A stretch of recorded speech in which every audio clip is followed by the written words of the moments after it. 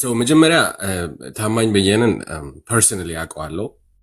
እማውቀው ደግሞ ራንደምሊ ነው የተዋወቅኩት። በጣም ትንሽ ልጅ እያለው ዱከም ሬስቶራንት ከመሆኑ በፊት ሱቅ ነበረ። this is in the early 98 99 አካባቢ እና ሱቅ ውስጥ ስገባ በአጋጣሚ እሱ ካለ እንደ ትልቅ ሰው ተነስቶ እንግዲህ ሕፃን ልጅ እሱ በዛን ሰዓት ፌመስ ነው፣ ታዋቂ ነው፣ በአክብሮ ሰው ሰላም የሚል በጣም ሀምብል የሆነ ሰው ነው እና ሁሌ ትገባ የሆነ ነገር ልግዛለ ምናምን ይለኛል። በጣም ይገርመኛል። ይሄ ሰውዬ አላውቀውም ምናምን በቃ እገረማለሁ እኔ እሱ ማን እንደሆነ ስለማላውቅ እና ማን እንደሆነ ያወኩት ለመጀመሪያ ጊዜ ከፋዘር ጋር ሄጄ አየውና ሰላም ተባባሉ፣ ይተዋወቃሉ እና እንዴ ያንተ ልጅ ነው እንዴ ምናምን ብሎ ተገረመ እሱም እና የሱ ልጅ መሆኔን ሳያውቅ ነበረ እንደዛ በጣም ናይስ ሆኖ እንደ ትልቅ ሰው አክብሮ ምናምን በቃ ብድግ ብሎ ሰላም ይልሃል። he shows love ለአብዛኛው አበሻ especially ዲያስፖራ ውስጥ ህፃናቶችን ንቆ ምናምን በሚያልፍበት ሰላም እንኳን በማይሉ ጊዜ በጣም humble የሆነ ግለሰብ ነው። ከዛም በኋላ በተደጋጋሚ በማገኘው ጊዜ ምንም የማይቀየር ማንነት ያለው በጣም ሰው አክባሪ ጎንበስ ብሎ ሰው ሰላም የሚል ጥሩ የኢትዮጵያዊ ባህል የሚታይበት ሰው ነው ፐርሰናሊ ማለት ነው። ከዛ ውጭ ግን ታማኝ በድርጅቱ በግሎባል አላያንስ ፎር ራይትስ ኦፍ ኢትዮጵያንስ ጋሬ በሚባለው ድርጅት ውስጥ አብዛኛው ከአማራ በሚዋጣ ገንዘብ ኢትዮጵያውያንን ቦታ፣ ዘር፣ ክልል ሳይመርጥ አደጋ በደረሰበት ሁሉ የሚረዳ ድርጅቱ በጣም ለብዙ ሺህ ኢትዮጵያውያን የደረሰ በድርጅቱ ብቻ ሳይሆን ከዓለም አቀፍ ሌሎች የተራድኦ ተቋማት ጋር ሆኖ በቃ የተለያዩ ፕሮጀክቶችን የሰራ አይ ቲንክ ከአንድ ወታደር ጋር ልታወዳድረው የማትችለው ለከፍተኛ ህዝብ የደረሰ ግለሰብ ነው። ግን እንደ አማራ ከታማኝ ጋር ቅራኔ ያለን ሰዎች አለን። እኔ እንደውም few years back ከኢትዮጵያ ከተመለሰ በኋላ አግኝቸው በቃ ላይ ይሄ የሰውየው ስብዕናውን ከማክበር የተነሳ እንደዚህ ሰላም ብየው ምናምን በቃ ግን ለወቅሰው ውስጤ ስሜት ነበረ እና እንዲህ ስንተላለፍ እሱ ሲወጣ ወደ ቦታ ስገባ ስለሆነ በጣምም ታላቂም ስለማከብረው አፌን ቆጥቤ ሰላም ብየው አለፍኩኝ እንጂ እውነት ለመናገር የአማራ ልጆች ልባችን ውስጥ በጣም ከፍተኛ የሆነ ቅራኔ አለ። እነዛን ነገሮች አሁን በቅደም ተከተል ዘረዝራቸዋል። አንደኛ በ2018 አብይ አህመድ ወደ ስልጣን ሲመጣ እንደ አብዛኛው ኢትዮጵያዊ ከፍተኛ የሆነ ድጋፍ አሳይቶታል። ያንን የምረዳው ድጋፍ ነው። ምክንያቱም አብይ አህመድ እንደመጣ ሰሞን የሚያወራው ነገር ስለ ኢትዮጵያዊነት፣ ስለ አንድነት፣ ስለ እኩልነት ነበረ። ይሄ ደግሞ የታማኝን ማንነት የሚገልጽ ለኢትዮጵያ ያለውን አመለካከት የሚገልጽ ስለሆነ እንደውም መድረክ ላይ ራሱን አዋርዶ አይ ቲንክ ከተሳሳትኩ አርሙኝ የአብይን እግር ስሟል። በቃ ላይ ካለው ይሄ ሀምብልነቱም ከማንነቱም የሚመነጭ ይመስለኛል። ራሱን አዋርዶ ጎንበስ ብሎ የአብይን እግር ስሟል። እኔ ይህንን ሰዎች ከጊዜ ካለፈ በኋላ እሱን ለማዋረድ ሲጠቀሙት ሳይ የስብና የኋላ ቀርነታቸውንና እሱን አለመረዳታቸውን እንጂ እሱን ይሄ አታክ ማድረጊያ ነው ብዬ አላምንም። እስፔሻሊ 2018 ኢትዮጵያ ውስጥ በነበረው ኤንቫይሮንመንት አብይ በህዝብ በኩል የነበረው ተቀባይነትን ሲያወራ የነበረውን ነገር ባነጻጸረ መልኩ ስታዩት እኔ እንደ ክፉ አላየውም። ችግሩ የመጣው 2019 አካባቢ ነው። 2019 ላይ በጣም ከፍተኛ የሆነ አማራ ተኮር ጥቃቶች በሚፈጸሙበት ጊዜ ታማኝ አብይን ለመቃወም ዘገየ። ወይንም ታማኝ አብይን መደገፉን ሲያቆም አብይን መደገፉን ማቆሙን ፐብሊክሊ መጥቶ አልተናገረም። ልክ ሲደግፈው ፐብሊክ እንደነበረ ሲቃወመውም ፐብሊክ አልነበረም። ይሄ በእኛ በአማራ ልጆች በኩል በጣም ቅራኔ ፈጥሮብናል። ውስጣችን በቃ ላይ እንዴት እንደዚህ አያደርግም። ታማኝን የሚያምኑት በኢትዮጵያንስት ካምፕ ውስጥ ያሉ አማራዎች ገንዘባቸውን በኢትዮጵያንስት ስሜት ለብሔር ብሔረሰቦች ሲያዋጡ የነበሩ ዝም ያሉ ሰዎች በዛን ሰዓት እንደ አማራነቱም እንደ ማህበረሰባዊ ሰባዊ መሪነቱም ተነስቶ ለአማራ ድምጽ መሆንና አብይን መቃወም ሲገባው አልተቃወምም። በዚህ ቅሬታ አለን። እንደውም ለማስታወሻ ያህል በ2019 ዶክተር ደሳለኝ ጫኔ ጎንደር በሚሄድበት ጊዜ ጎንደር መጥተህ የጎንደርን ህዝብ ስለ ኢትዮጵያዊነት የምትሰብክ ከሆነ ስህተት ነው ብለውታል። እዚህ መተህ እኛን ስለ ኢትዮጵያዊነት አትስበከን ብለውታል። ምክንያቱም በአማራው ማህበረሰብ ውስጥ ያለው ግንዛቤ ስፔሻሊ ከ40 በታች ባለው ጀነሬሽን ውስጥ ያለው ግንዛቤ ምንድነው? አሁን የመጣው ኢትዮጵያኒስት ካምፕ ኢትዮጵያኒስትን እንደ መደበቂያ አድርጎ ከጥቂት ዓመታት በፊት ኢትዮጵያ አውት ኦፍ ኦሮሚያ ሲሉን የነበሩ ሰዎች ኢትዮጵያን ውስጥ ሆነው አማራ የሚጨፈጨፍበትን ስርዓት ዘርግተው ያንን ጥቃት በሚፈጽሙበት ጊዜ አማራን ኢትዮጵያኒስት ብሎ ማፍዘዝ በጣም አላስፈላጊና ጊዜውን ወቅቱን ያልመጠነ አመለካከት ስለነበረ እንደዚህ አይነት ንግግር እንዳያደርግ ዶክተር ደሳለኝ ጫኔ ፐብሊክሊ ተናግረውታል። ሌላው በኦርጋናይዜሽን ባለፉት 27 ዓመታት ኢትዮጵያ ይሉ የነበሩት እነማን ናቸው? ቴዲ ባለፉት 27 ዓመታት በአብሶ በኢህአዴግ ጊዜ ኢትዮጵያንስት የምትላቸው ካምፖች እነማን ናቸው? ኢትዮጵያንስት የምላቸው ካምፖች ሁለት ናቸው። አንደኛ ጄኒዊን የሆኑ ኢትዮጵያንስት ካምፖች አሉ፣ ከልባቸው ሀገር ወዳድ የሆኑ። ሌሎቹ ደግሞ አሁን ጊዜ ያመጣቸው ተደምረው ኢትዮጵያዊ የሆኑ አሉ። ከዛ በፊት ምን እንደነበሩ አናቅምኛ። ተደምረው ኢትዮጵያንስት የሆኑ አሉ። ስልጣን ሲይዙ ባለጊዜ ሲሆኑ የተደመሩና በሂሳብ ኢትዮጵያንስት የሆኑ አሉ። ኦኬ ኦሮሞን ብሔርተኛ ነው ካልክ ትላንትም ብሔርተኛ ነው፣ ዛሬም በብሔርተኝነት ያሉ አሉ። ትግራዋይ ብሔርተኛ ነው ካልከው ትላንትም ኦኬ በብሔርተኝነት ነበር፣ ዛሬም በብሔርተኝ ውስጥ ሊቀጥል ይችላል ወይም አለ። ኢትዮጵያንስ ካምፕ ውስጥ የነበር ነው እኛንን ትላለህ። ትላንትም የነበርከው አንተ ነህ። እንደገና ይሄ ሐሳቤም ይጎዳኛል የምትለውም አንተ ነህ። አዎ። ስለዚህ ማንን ነው የምትወቅሰው? እኔ ሞክሰው ከኔ በፊት የነበረውን የአማራ ጀኔሬሽን ስፔሻሊ በዘር የተቋቋሙ እንደ ህወሓት እንደ ኦነግ አይነቶች ድርጅቶች ተፈጥረው የት እንደሚሄዱና አማራው ላይ ምን አይነት ጉዳት እንደሚያደርሱ የወደፊቱን አይቶ በአማራነት እንድንደራጅ ያላደረገን ኢትዮጵያዊነትን ብቻ እንድናስብ ያደረገን የአባቶቻችን ጀኔሬሽን አንድ የአማራ ልጅ በብሔር ተደራጅተን ጥያቄያችንን የምናስመልስ አይመስለኝም ብሎ መናገር መብቱ ነው አይደለም? መብቱ ነው፣ ግን ፍጹም የተሳሳተ አመለካከት ነው። የተሳሳተ ነው የምትለው ከምን አንፃር ነው? አንተ እሱም በሱ ይታ እኮ አንተም የተሳሳትክ ነው። ወይት ግን ይኸውልህ የተሳሳተ ጠላት የምታየው ለምንድን ነው? ለምሳሌ አሁን ታማኝ በየነ በብሔር ካባስ በብሔር ተደራጅተን ወይም በብሔር እዚህ ተከፋፍለን ምንሰራው ፖለቲካ ያጠፋፋናል ማለት መብቱ ነው አይደለም? ለምንድን ነው እንደ ጠላት የሚያሳየው? ዛሬ ትላንት ተርኮብኛል ከምትለው አካል ጋር ለጆሮ የሚሰቀጥጥ ንግግር የተናገረ ሰው ቁጭ ብለህ እየተወያየ እያወራ የትግል አጋሪ ነው እያልክ እያወራ ረስተው በፖለቲካ ዘላቂ ወዳጅ እንጂ ዘላቂ እንትን የለም እያልክ እየተነተንክ ታማኝን ባገኘህበት ቦታ ሻይ ቤት ግን የምታሳደው የምትሰድበው የምትጠፋበት ይሄ ነው የታማኝ ምላሽ ማለት ያለበት። አዎ ነው ቴዲ፣ እኔ ከእንደዚህ አይነት የወረዳ የሆነው እኮ ታማኝ በየነ ላይ እኮ ምግብ ቤት በተቀመጠበት ከሰዎች ጋር በተቀመጠበት ለድብድብ ግብ የፈጠሩ ሰዎችን ያየ ነው። አዎ እኔ ከዛ ጋር አልቆምማ። ይሄንን ታወግዛለህ? አዎ ይሄንን አወግዛለሁ፣ አብሶሉትሊ አወግዛለሁ። እንደውም ታማኝን ጠጋ ብሎ ታማኝን ለመምከር ብቃቱና አቅሙ እድሜውም ያለው ሰው ታማኝን ጥሩ የሆነ ግንዛቤ የሚሰጠው ሰው ቢኖር እንጂ ሰውን እንደ ግለሰብ ሰብአዊነቱ መንካት ትክክል ነው ብዬ አላምንም። ግን አንድ የተናገርከው ነገር ወደኋላ ልመለስና ኮሬክሽን ላድርግ። ይሄ አማራው የኢትዮጵያኒስት አመለካከትን ብቻ ይዞ መቀጠሉ የተሳሳተ መሆኑን በተሞክሮ እንደማይሰራ የተረጋገጠ ነገር ስለሆነ ነው ትክክል አይደለም የምለው። አማራ ኢትዮጵያዊ ነኝ ሲል በህወሓት ጊዜ ይሄማ አማራ ነው ተብሎ አማራነቱ የሚታወቀው ዘሩን ስለማይጠራ ነበር። አሁን ያለው ትንሽ ትሪክ የሚያደርገው ምንድን ነው?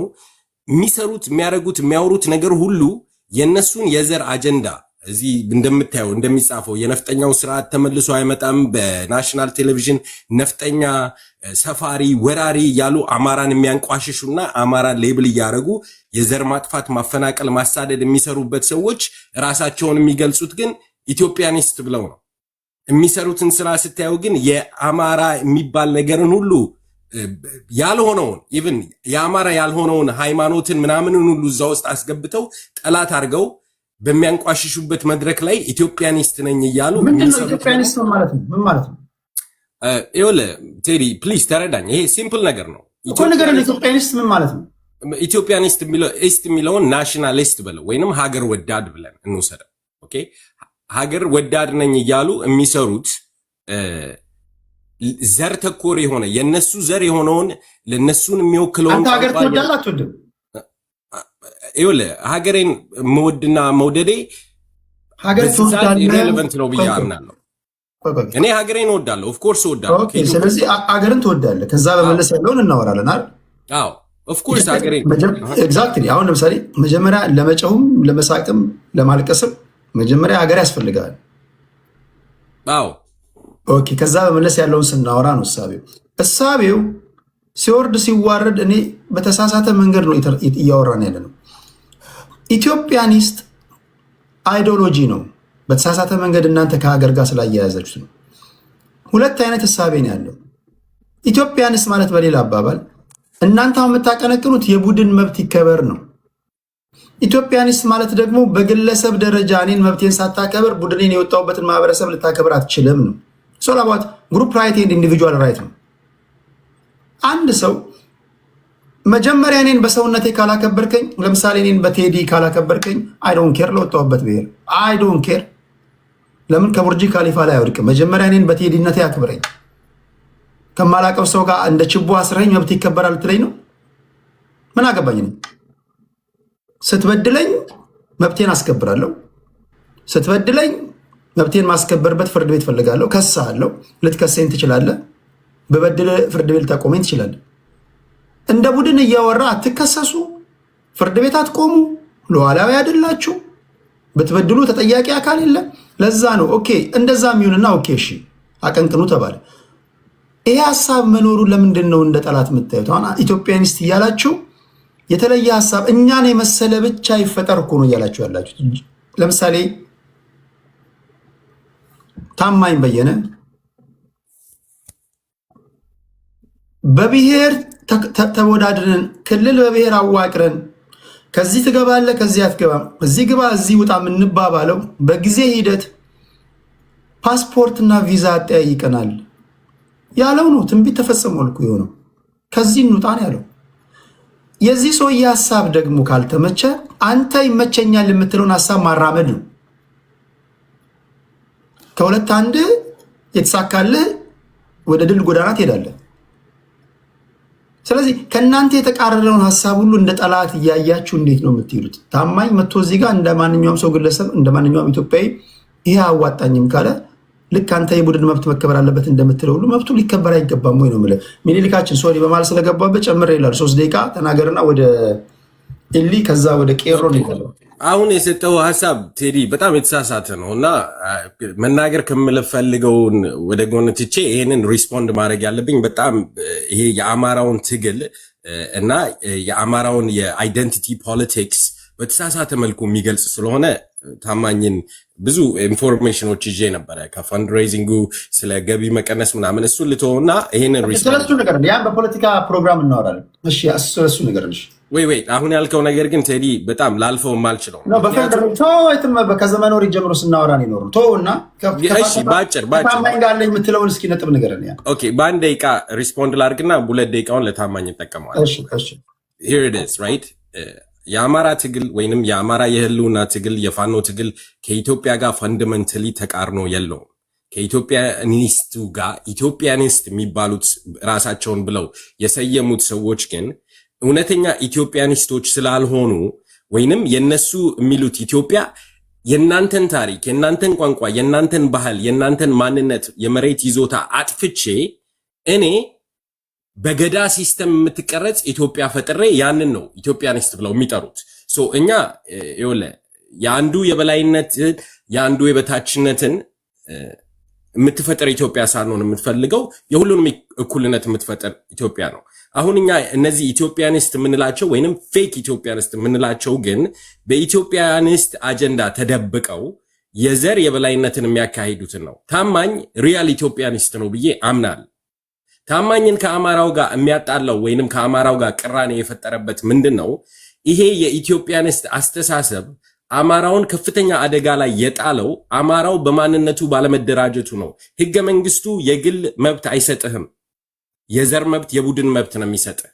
አማራው ታርጌት እየተደረገ ያለው በማንነቱ በአይደንቲቲው ባለመደራጀቱ ጠንካራ የሆነ የአማራ ፖለቲካና የአማራ የታጠቀ ኃይል ባለመኖሩ ሆኖ ሳለ ታማኝ ስለ ኢትዮጵያዊነትነት ለአማራ ቢነግረው የባሰ አይንህን ጨፍንና አደጋውን ተቀበል እንደማለት ስለሆነ ነው ችግራችን ከታማኝ ጋር እንጂ ከታማኝ ጋር ያለን ችግር ከኢትዮጵያ ጋር ምንም የሚያገናኘው ነገር የለም። ከእውነተኛ ኢትዮጵያኒስቶችም ጋር አማራው ችግር የለበትም። እኛ ችግራችን በኢትዮጵያኒስት ስም ተደብቀው የዘር የበላይነትን አፓርታይድ ሲስተም የፈጠሩት ሰዎች ጋር ነው። ኤኒዌይስ ጎይንግ ባክ ቱ ታማኝ ፋክቶቹን ቶሎ ቶሎ ልናገር።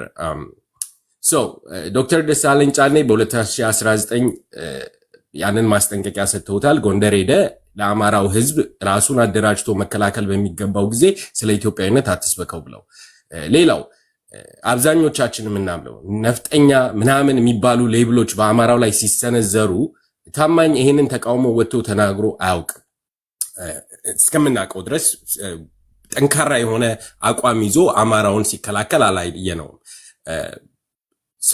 ሪሶርስ ፕራዮሪታይዜሽን ደግሞ ግሎባል አላያንስ ከፍተኛ የሆኑ የእርዳታ እንትኖችን ሲያደርግ አማራው ላይ አንገብጋቢ ችግር እያሉ አማራውን አልፎ በኢትዮጵያዊነት ስሜት ብቻ ስለሚራመድ የአማራውን ችግር በጣም አንገብጋቢ ከሌሎቹ ችግሮች የባሰም ቢሆን አዳላ እንዳይባል ያለፋቸው ቦታዎች አሉ። ያንን ስል ግን ጎንደር ላይ የሰራውን ስራ ኢግኖር እያረኩ አይደለም። ከቤኒሻንጉል ለተፈናቀሉት ሰዎች የሰጠውን ገንዘብ ኢግኖር እያረኩ አንዳንድ አንገብጋቢ ቦታዎች ላይ አማራውን ዘለውት ሌላ ቦታ ሄደዋል። በ2019 1.1 ሚሊዮን የዩኤስ ዶላር መስጠት ችለው ነበረ። የአማራው ራሱን አደራጅቶ ራሱን ካላዳነ ኢትዮጵያም እሱም እንደማይቀጠል በተረዳበት ጊዜ ግን ታማኝ ይሄንን ቶሎ ተገንዝቦ የአማራውን የህልውና ትግል ድጋፍ አላደረገም። ኢቭን በሁማኒታሪያን መንገድ ሄዶ ደብረ ብርሃን ላይ የተለያየ ቦታ ላይ ለተፈናቀሉ ሰዎች እርዳታ አላደረገም። ያንን ተከትሎ የዩናይትድ ስቴትስ እንደዚህ ነን ፕሮፊት ኦርጋናይዜሽን ለታክስ በሚያደርጉት እንትን ላይ ፎርም ላይ 990 በ2025 ፋይል የተደረገው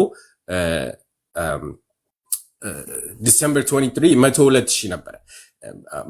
በ2024 ከዛ በኋላ እንግዲህ ከሚሊዮኖች ብር ወደ 102,000 በመጨረሻ ላይ ደግሞ ወደ 48,665 ብር ቀንሷል።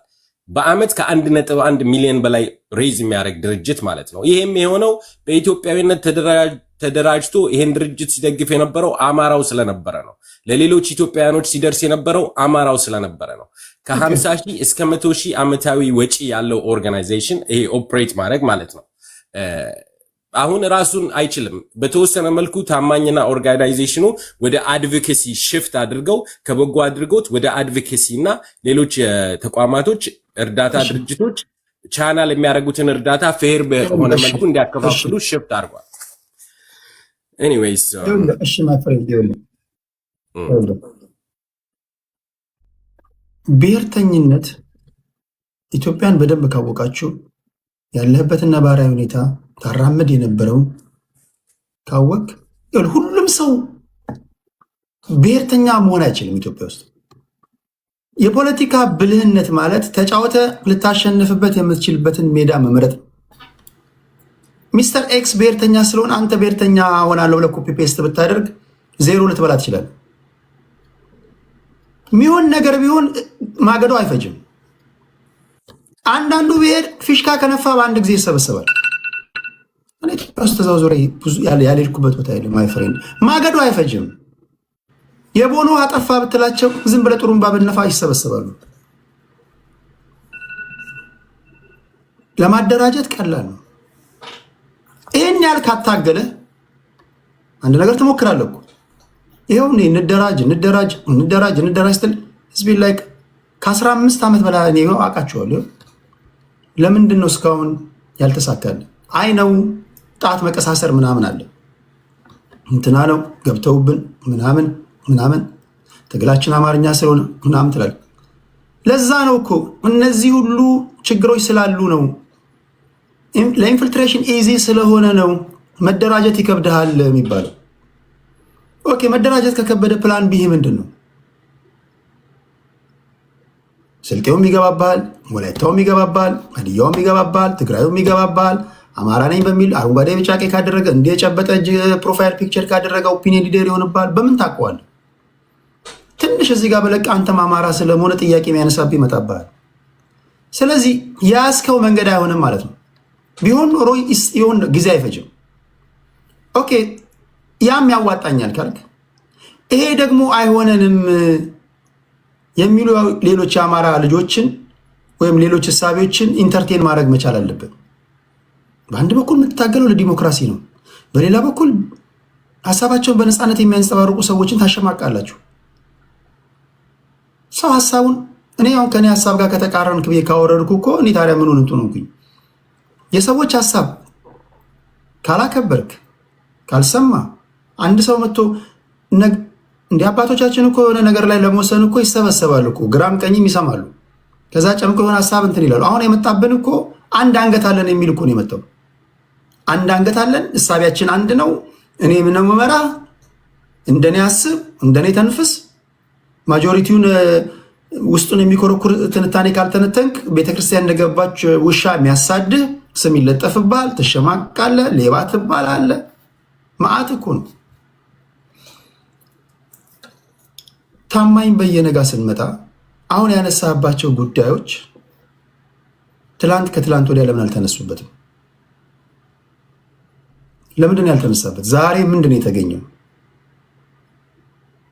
ታማኝ ሲረዳ አላየህም? የተለያዩ ቦታዎች እየረዳ ገንዘብ እየሰበሰበ ይኸው የጌዲዮ ልጅ እዚህ ጋር አለች። በጌዲዮ በዲላ ሄዶ እኔ እንኳን ቁጥሩን ብሳሳትም ምናልባት ሊያግዙ ይችላሉ። $700,000 ነው $600,000 የሚሰበሰበው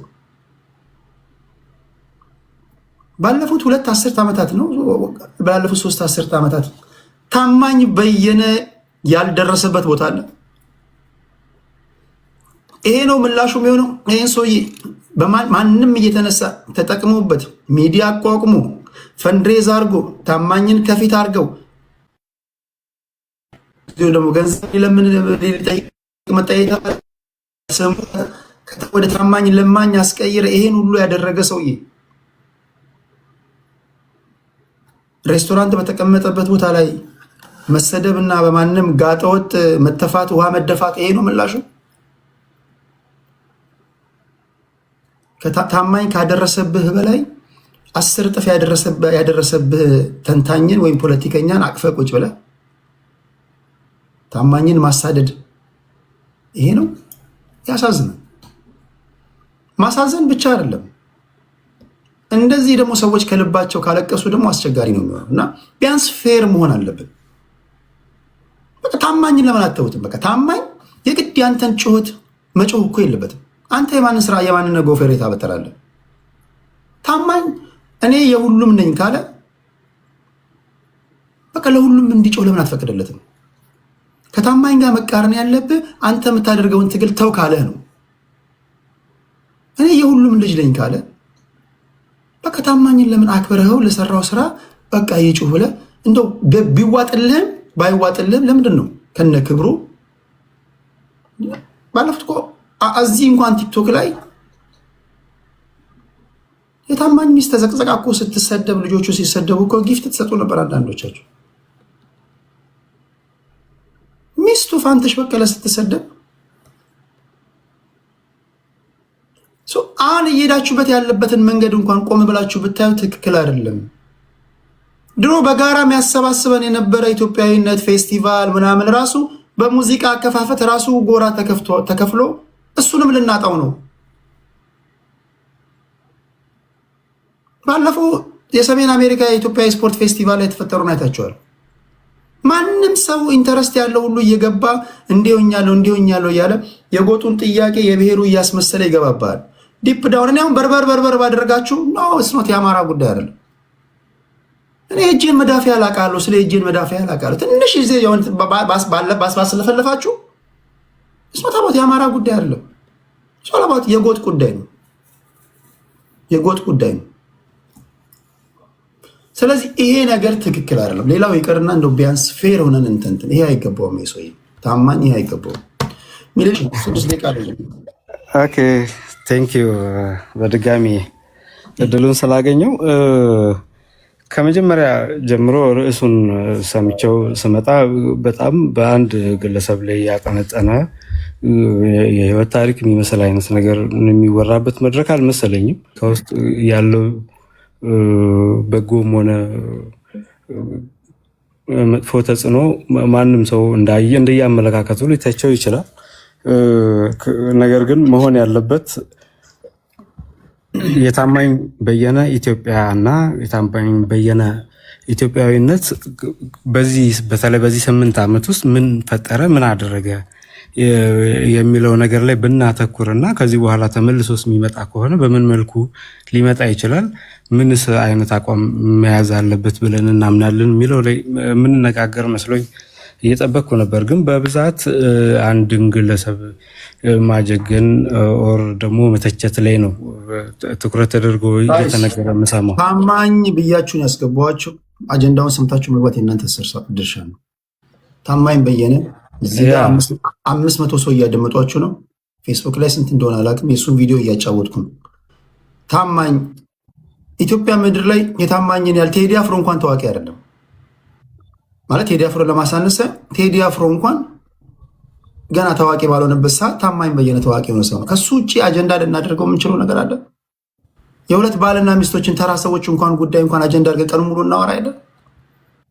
አጀንዳው እንደነገርኳችሁ የታማኝ በየነን ድምፅ አሰምቻችሁ ኢትዮጵያዊነት በቃኝ አቆሰለኝ ማለቱን እንዴት አያችሁ ነው። ይህን ያህል አጀገን ነው ምናምን እንደውም አላጀገንም፣ አጀንዳ አላደረግነውም። እንደውም አጀንዳ አላደረግነውም። አስፈላጊ ከሆነ በተከታታይ 5 ቀን ላደርገው ይችላል።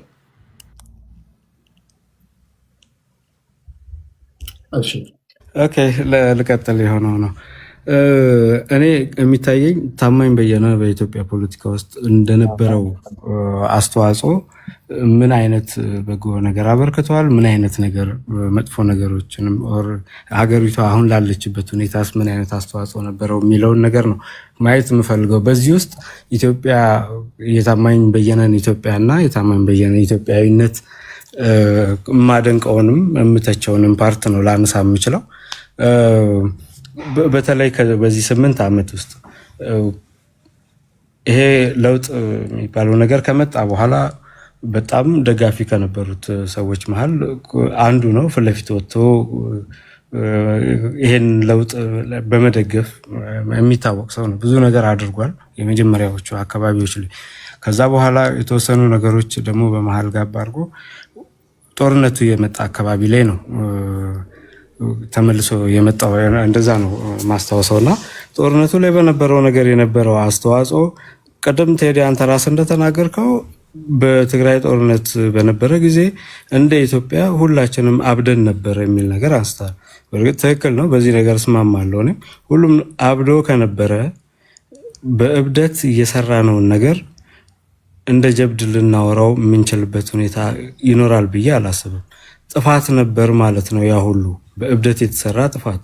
ስለዚህ ለዛ ጥፋት ምን ማስተካከያ ወስደናል የሚለውን ነገር ማየት ይኖርብናል። በትግራይ ጦርነት ወቅት ብዙ በሚሊዮን የሚቆጠሩ ወጣቶች ነው ያለቁት። ተነግሮ ተቆጥሮ ማያልቅ ሀብት ንብረት ነው የወደመው። ብዙ አይነት የፖለቲካ ኪሳራዎችን የደረሱት ዛሬም ድረስ ላለንበት የኢኮኖሚ ቀውስ፣ የሰላምና ጸጥታ ችግር ዋነኛ ምክንያት የትግራይ ጦርነት ነው። እዛ ጦርነት ላይ ደግሞ የነበሩት አንዱ ታማኝ በየነ ነው። በኢትዮጵያዊነት ስም ነው ያ ጦርነት የተካሄደው። ኢትዮጵያ ተደፈረች፣ ኢትዮጵያ ተነካች በሚል ነው የተደፈረው። ግን ኢትዮጵያ ከዛ ምን አተረፈች፣ ኢትዮጵያዊነትስ ምን አተረፈ የሚለውን ነገር ስናይ ዛሬ ታማኝ በየነ የሆነውን ነገር ነው እንደ ምሳሌ ማንሳት የምንችለው። ስለዚህ ቅድም የሸገሩ ጁንታ የሚባል ልጅ ይመስለኛል በትግራይ ጦርነት ወቅት የተደረገውን ነገር እና ታማኝ የነበረውን አስተዋጽኦ ሲናገር ትችት ሲቀርብበት አይቻለሁ። እሱ እኔ ትክክል ነው ባይ ነኝ። በዛው በተመሳሳይ በትግራይ በኩል ሆኖም ሲያዋጉ የነበሩት ልክ የታማኝን ተመሳሳይ አስተዋጽኦ ነው ሲያደርጉ የነበረው ማለት ነው። ስለዚህ በዚህ መሀል ደግሞ ኢትዮጵያዊ ማን ነው ብለን ልናነሳ የምንችል ከሆነ እንደነ ዲሽታጊና ማንሳት እንችላለን። እንደነ ልደቱ አያሌው ማንሳት እንችላለን። ጦርነትን የተቃወሙ ሰላምን በአደባባይ የሰበኩ ታማኝ በየነን አይደለም ከታማኝ በየነ በላይ ሊጠራ የሚችል በዓለም አቀፍም በሀገር አቀፍም ሊጠራ የሚችል ኃይሌ ገብረስላሴ በአደባባይ ሚዲያ ላይ ወጥቶ ነው የዲሽታጊናን ሰላም ይሁን ሰላም ይውረድ ማለቱን በአደባባይ ያወገዘው። በዛ ደረጃ ያበርንበት ሁኔታ እንደነበረ ማንም የሚያውቀው ነው። ስለዚህ ታማኝ በየነ ኢትዮጵያ ብሎ ኢትዮጵያዊነትን ብሎ ያደረገው ነገር ለዚህ ሁሉ ደርሰናል። ለዚህ ሁሉ የኢኮኖሚ ቀውስ፣ የሰላምና ጸጥታ ችግር፣ የመከፋፈል ብዙ አይነት ነገሮች መጥተዋል። ስለዚህ ኢትዮጵያዊነት እና ኢትዮጵያ ዛሬ ላይ ታማኝ በየነን ሆና ትታየኛለች። ራሱን አርሞ መምጣት በሚችልበት መልኩ ተመልሶ ሊመጣ ይችላል ብዬ ገምታለሁ። ከዛ ባለፈ ግን ቀደም እንዳልኩ ግለሰቦች ላይ ትኩረት ማድረጋችን ግለሰብን ለማድነቅ ፕሮግራም ይዘን ምንም ችግር አለው ብዬ አላምንም። ማንም ሰው ማድረግ ይችላል።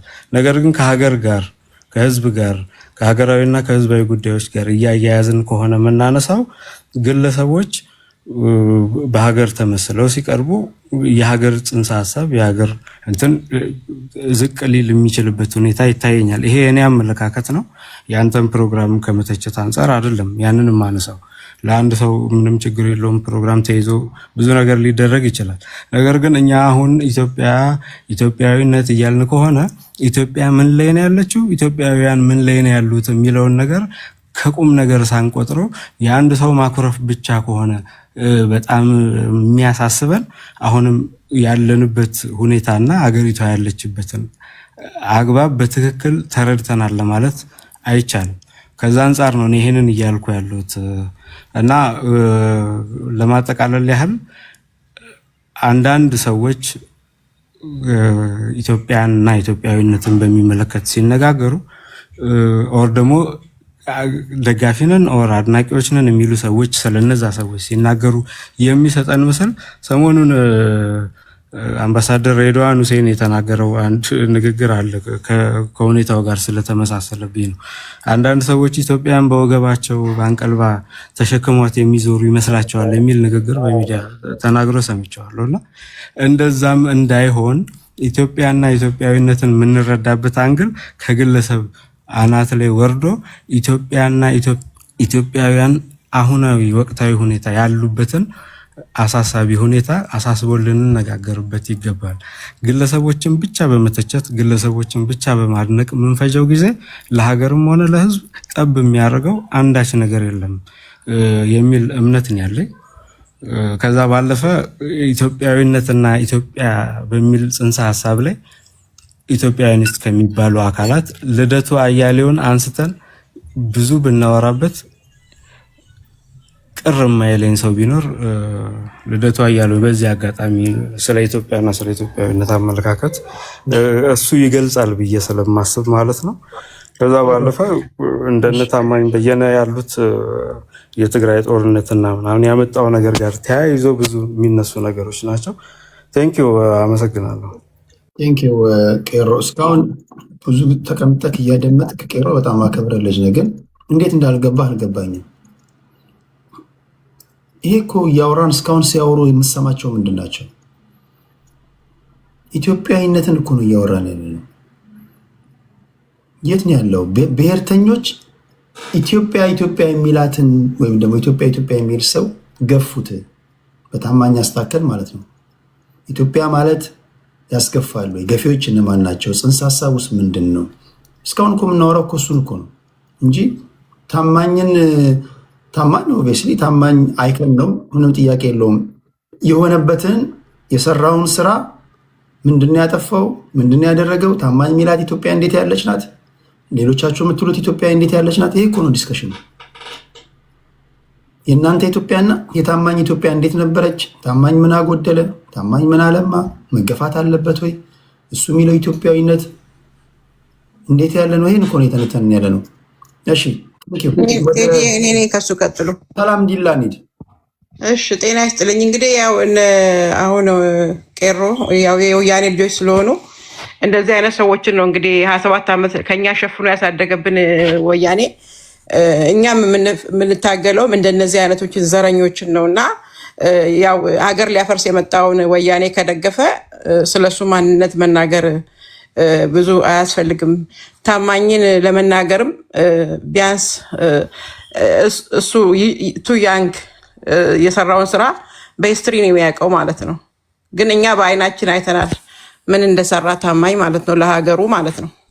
እና መጀመሪያ ግን እሱን እንደዚህ ብዬ ካለፍኩኝ ቅድም እዚህ ጋር ሲናገር የነበረው ልጅ እኛ ኢትዮጵያውያንስት ብሎ የሚጠራቸው ሰዎችን ማለት ነው ያው በግልጽ መናገር እንትን ብሎት ነው እንጂ አሁን ጊዜው የነሱ ነው ብሎ ያሰባቸውን ሰዎች ነው መናገር የፈለገው። ነገር ግን ኢትዮጵያ ከተባለ ኦሮሚያ ላይ እና ደቡብ ላይ ነው ያለው ተበትኖ ያለው ብዙ ኢትዮጵያዊ ማለት ነው እንደ ብሔር ብሔረሰብ የሚቆጠረው። ወደ ሰሜን ከሄድክ ደግሞ ብዙ ኢትዮጵያዊ በተለይ ኦሮሚያና ብሔረሰቦች ወደ ሰሜን ላይ የሉም እውነት ለመናገር ማለት በማጆሪቲ ስናወራ እና ኢትዮጵያ ብሎ የሚጠራው እሱ በዛ አካባቢ እንደው ሚክስ እንኳን አልሆነም ገባክ። ስለዚህ እኛ እንደ አማራ እንቆማለን ኢትዮጵያ ተገፍተናል የሚለው ሂስትሪ አለማወቁ ነው። እንደ ኢትዮጵያ እኮ የተቀመጠ ማህበረሰብ እያለ እሱ እንዴት ኢትዮጵያ አይደሉም ሊል ይችላል ማለት ነው። ሌላው ደግሞ ምንድነው ቅድም እዚህ ጋር ወንድማችን ሲናገር ልደቱ ምናምን በግብጽ የተሸጡ ሰዎችን እዚህ ጋር አምታችሁ ለኛ ምንም እንደማናቅ በቃ ምንም ነገር እንደማናቅ አርጋችሁ ልትነግሩንና ተቀባቡ ስትመጡ ቱ ባድ ያንግ ሆናችሁ ማለት ነው። በጣም ብዙ ማጥናት ሲገባችሁ ብዙ ሂስትሪ ማጥናታችሁ ሀገራችሁን ዲፌንድ ማድረግ ሲገባችሁ በግብጽ ተላላኪዎች በነጀዋር ተመርታችሁ የነጀዋርን ጭንቅላት ይዛችሁ መምጣታችሁ እዚህ ጋር አይ ፊል ባድ በእውነት ነው የምላችሁ። እኔ እንደ ታማኝ በየነ አይነት ሰው እዚህ ምድር ላይ ባይዘው ማለት ነው። ቴንክ ዩ መስፍን አይ ሪስፔክት ዩር ለሀገር ክንት መቆምክን ቴንክ ዩ ፎር ዩር ሰርቪስ። ማንኛውም ሶልጀርን ኢትዮጵያ ውስጥ አከብራለሁ። እዚህኛ ቁጭ ብለን ከለፈለፍ ነው በላይ ወይ ካወራ ነው በላይ እነሱ ለሀገራቸው ወርደው ታግለዋል። እነ መስፍን እነ ታማኝ እነ ዶክተር አብይ አህመድ እንደነዚህ አይነት ሰዎችን ሪስፔክት አለማድረግ ራሱ ሀገርን አለማወቅ ነውና እኔ አሁን ታማኝ በየነ ከአንተ ነው የሰማሁት። ባይዞ የሱ ንግግሩን ነው እንጂ የሰማሁት ቴዲዬ መመታ እንደዚህ መገፋቱን ውሃ ሊደፋበት ሬስቶራንት ላይ ዲስሪስፔክት መደረጉን አሁን ሰማሁ። አይ ፊል ሶ ባድ። አያችሁ እንደዚህ አይነት ሰዎችን ነው እኛ እያጣን ያለ ነው ባይዞይ ማለት ነው። እኔ 7 ዓመት ሙሉ የደረሰብኝን ነገር ስለማቅ ለካ ለእውነት የቆሙ ሰዎች እንዲህ ይገፋሉ። በራሳችን ሰዎች እኮ አይደሉም በግብጽ በተሸጡ ሰዎች ከውጪ በተላላኪ ሰዎች ይተላለፋል። ይሄ እንደ እንትን ነው እንደ ቫይረስ ነው። ከውጪ ይላካሉ፣ ለአንዱ ያቀብላሉ፣ አንዱ ደግሞ አንዱ ጋር ይደርሳል። ምንም እንደሆነ ሳያቅ ዝም ብሎ ይሸመጥጣል። ከዛስ ሀገሩ ስትፈርስ ምራቁን ይመጣል። ታማኝ በየነ ላይ እጅ ካነሳክ በቃ የዛን ጊዜ አንተ ሞተሃል። ታማኝ በየነ ላይ አፍ ከከፈት የዛን ጊዜ አንተ ሞተሃል። ኖ ማተር ዋት ሂ ፔይድ ዘ ፕራይስ ለዛች ሀገር ከልጅነቱ ጀምሮ ምንም ያጥፋ ምንም ከነ ጥፋቱ ከነ ምናምኑ እኛ እዚህም የሚዲያ ላይ ነው የምናወራው። ህይወቱን የሰዋ እዛ ሜዳ ላይ ወጥቶ እኮ ሊዋጋ ሄደው ወያኔ አሁን እነዚህ ጋር መጥቶ የትግራይን ህዝብ ይላሉ። የትግራይ ህዝብ ራሱ ወያኔ እንዴት አድርጎ ነው ከኛ ላይ የሚላቀው? እንደ ሙጫ ተጣብቋል እያለ እኮ ነው። አሁን ከኛ ላይ ማንም ያላቅቅልን ሙጫ ሆኗል። ህዝባችንን አስገድለዋል። ህዝባችንን አሁንም ሊያስጨርሱ ነው እያሉ እናቶች እኮ ሰላማዊ ሰልፍ እየወጡ ነው። የትኛው ነው የምታወሩት ያላችሁት? እንዴ የትግራይን ህዝብ እኮ የሙጤኝ ብሎ የያዘው ያረጀና በቃ ምንም ኢትዮጵያ ውስጥ ምንም አቅም የሌለው ህወሓት ብሎ ራሱን ሰይሞ ቁጭ ያደረገ ያንግ ጀነሬሽን ባለበት ጊዜ ዘመን ላይ እነሱ የሙጤኝ ብለው ሀገር ይዘው ህዝብ እየገደሉ እያስገደሉ ምንድነው ሻሸመኔ ላይ ቡራዮ ላይ ኤቭሪባዲ እኮ ያውቃል ምን እንደምሰሩ ከህወሓት ከነጀዋር ከህወሓትና ከዘረኞች ያለፈ ህዝባችንን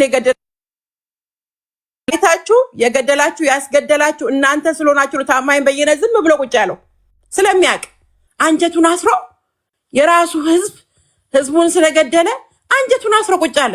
ምን ይበል? የታገለለት ኢትዮጵያ የሞትለት ያሰበው ጦር ሜዳ የወረደው ኢትዮጵያ የራሱ ህዝቡን ሲገድልበት ምን ይበል? ዝም ነው እንጂ የሚለው አትሊስት ዝም ብሎ ሀገሩን አተረፈ። እንደናንተ ወጥቶ ያፍርስ እንዴ? እዚህ ጋር ወጥቶ ይሳደብ እንዴ? ሀገር ይፍረስ ይበል እንዴ? አይልም። ምን አደረገ? ጸጥ ብሎ ተቀመጠ። እቺ ጊዜ ታልፋለች ብሎ። እሺ ቴዲዬ ተባረክልኝ። ቴዲዬ ጊዜ ስለተጠኝ አመሰግናለሁ። እንግዲህ በኔክስት ፕሮግራም እመጣለሁ። እኛ ጋር መሽቷል። ሁላችሁም ተባረኩ። የሀገር ልጆች ኢትዮጵያውያን ቀጥሉ። እኛ ኢትዮጵያውያን ዘረኞችን ለጎጠኞችን እዛ ትታችሁ ኢትዮጵያን አስቀጥሉልን። ሁላችሁም እንወዳቸዋለን። ተባረኩ። ቴንክ ዩ ሰላሚና። እሺ ወደ ከኤሊ ከዛ ዋንጋሪ ከዛ ይርታቸው ላስት ሊደረሰን ሰላም ቴዶ ሰላም ሁላችሁም። ከሁለታችሁ ማን ነው የሚቀድመው? ከአንተና ከኤሊ ማን ነው የሚቀድመው? ኦኬ ዋንጋሪ። እሺ ኦሬዲ ቆይቻለሁ። አይ ዶንት ኖ። እሺ ኦኬ የመሰረተ ትምህርት ጊዜ ሰውየው ተማር ብሎ ሲለው አልማርም ብሎ አስቸገረው መምህሩ። ለምን አትማርም ብሎ ሲጠይቀው ምን በልቼ አለ።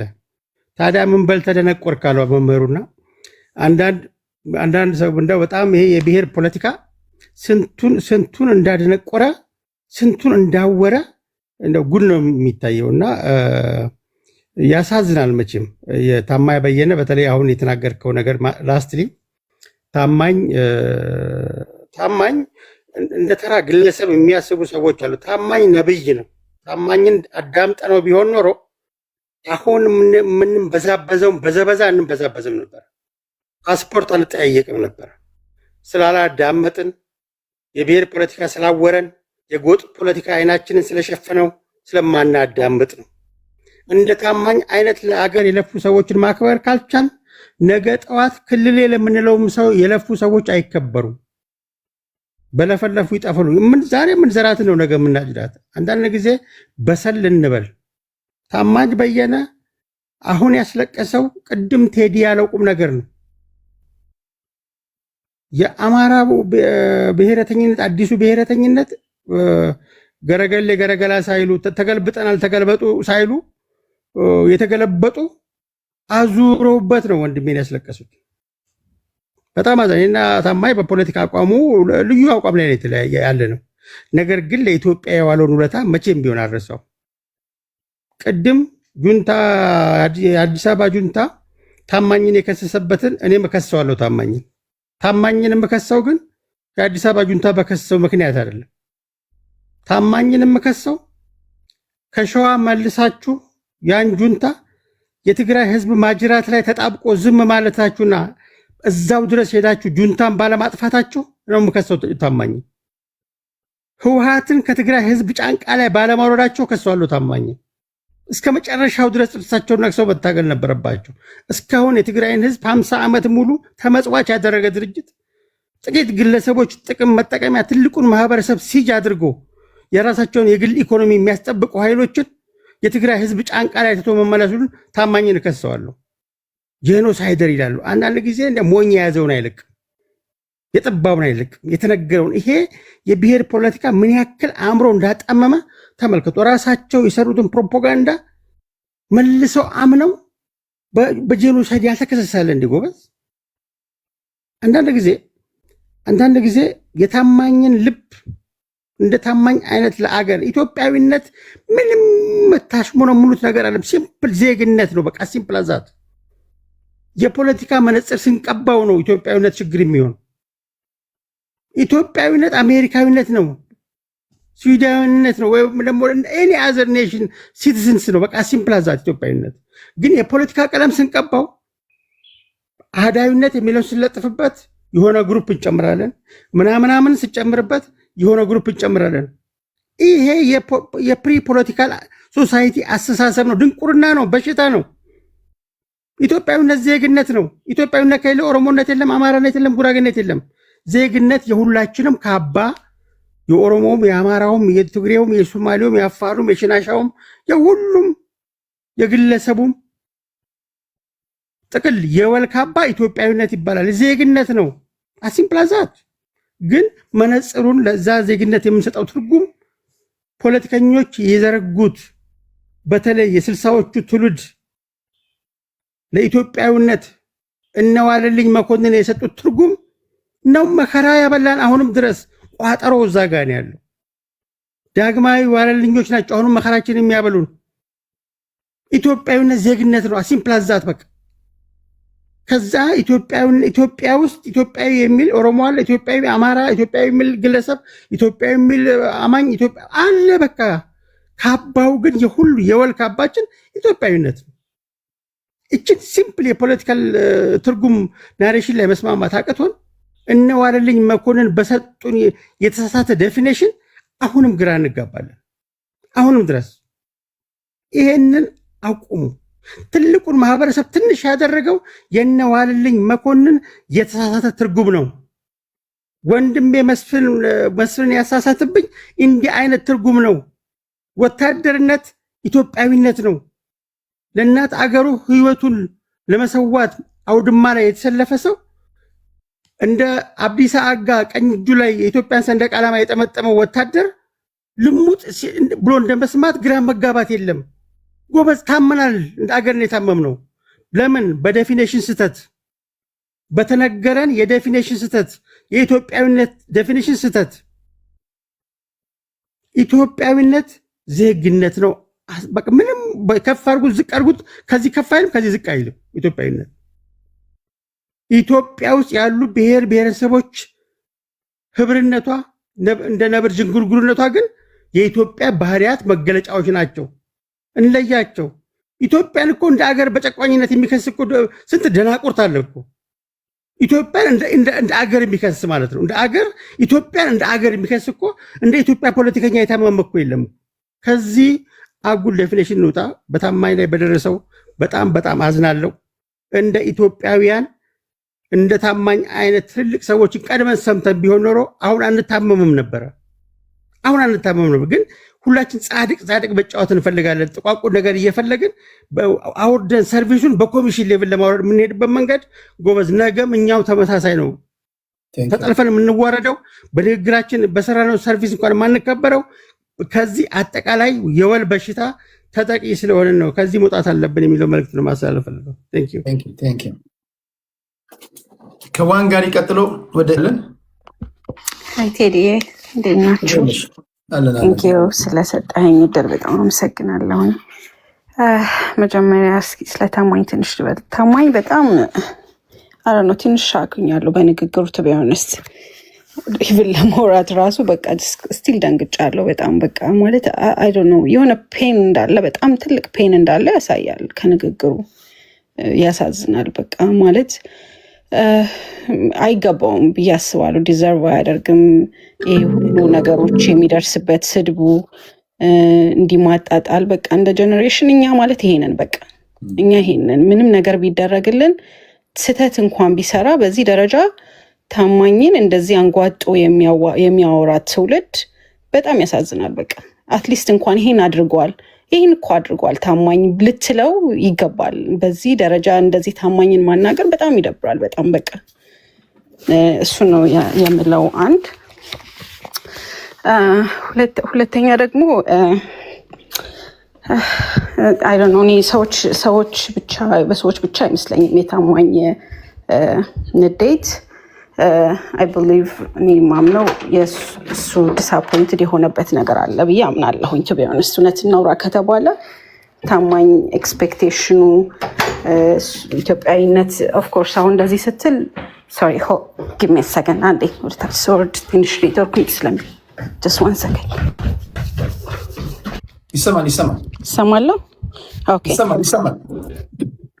ያ ኦኬ እና እንዲህ ስትላቸው አሁን የታማኝ ኢትዮጵያ አሁን ደግሞ የመጣች አባባል አለች።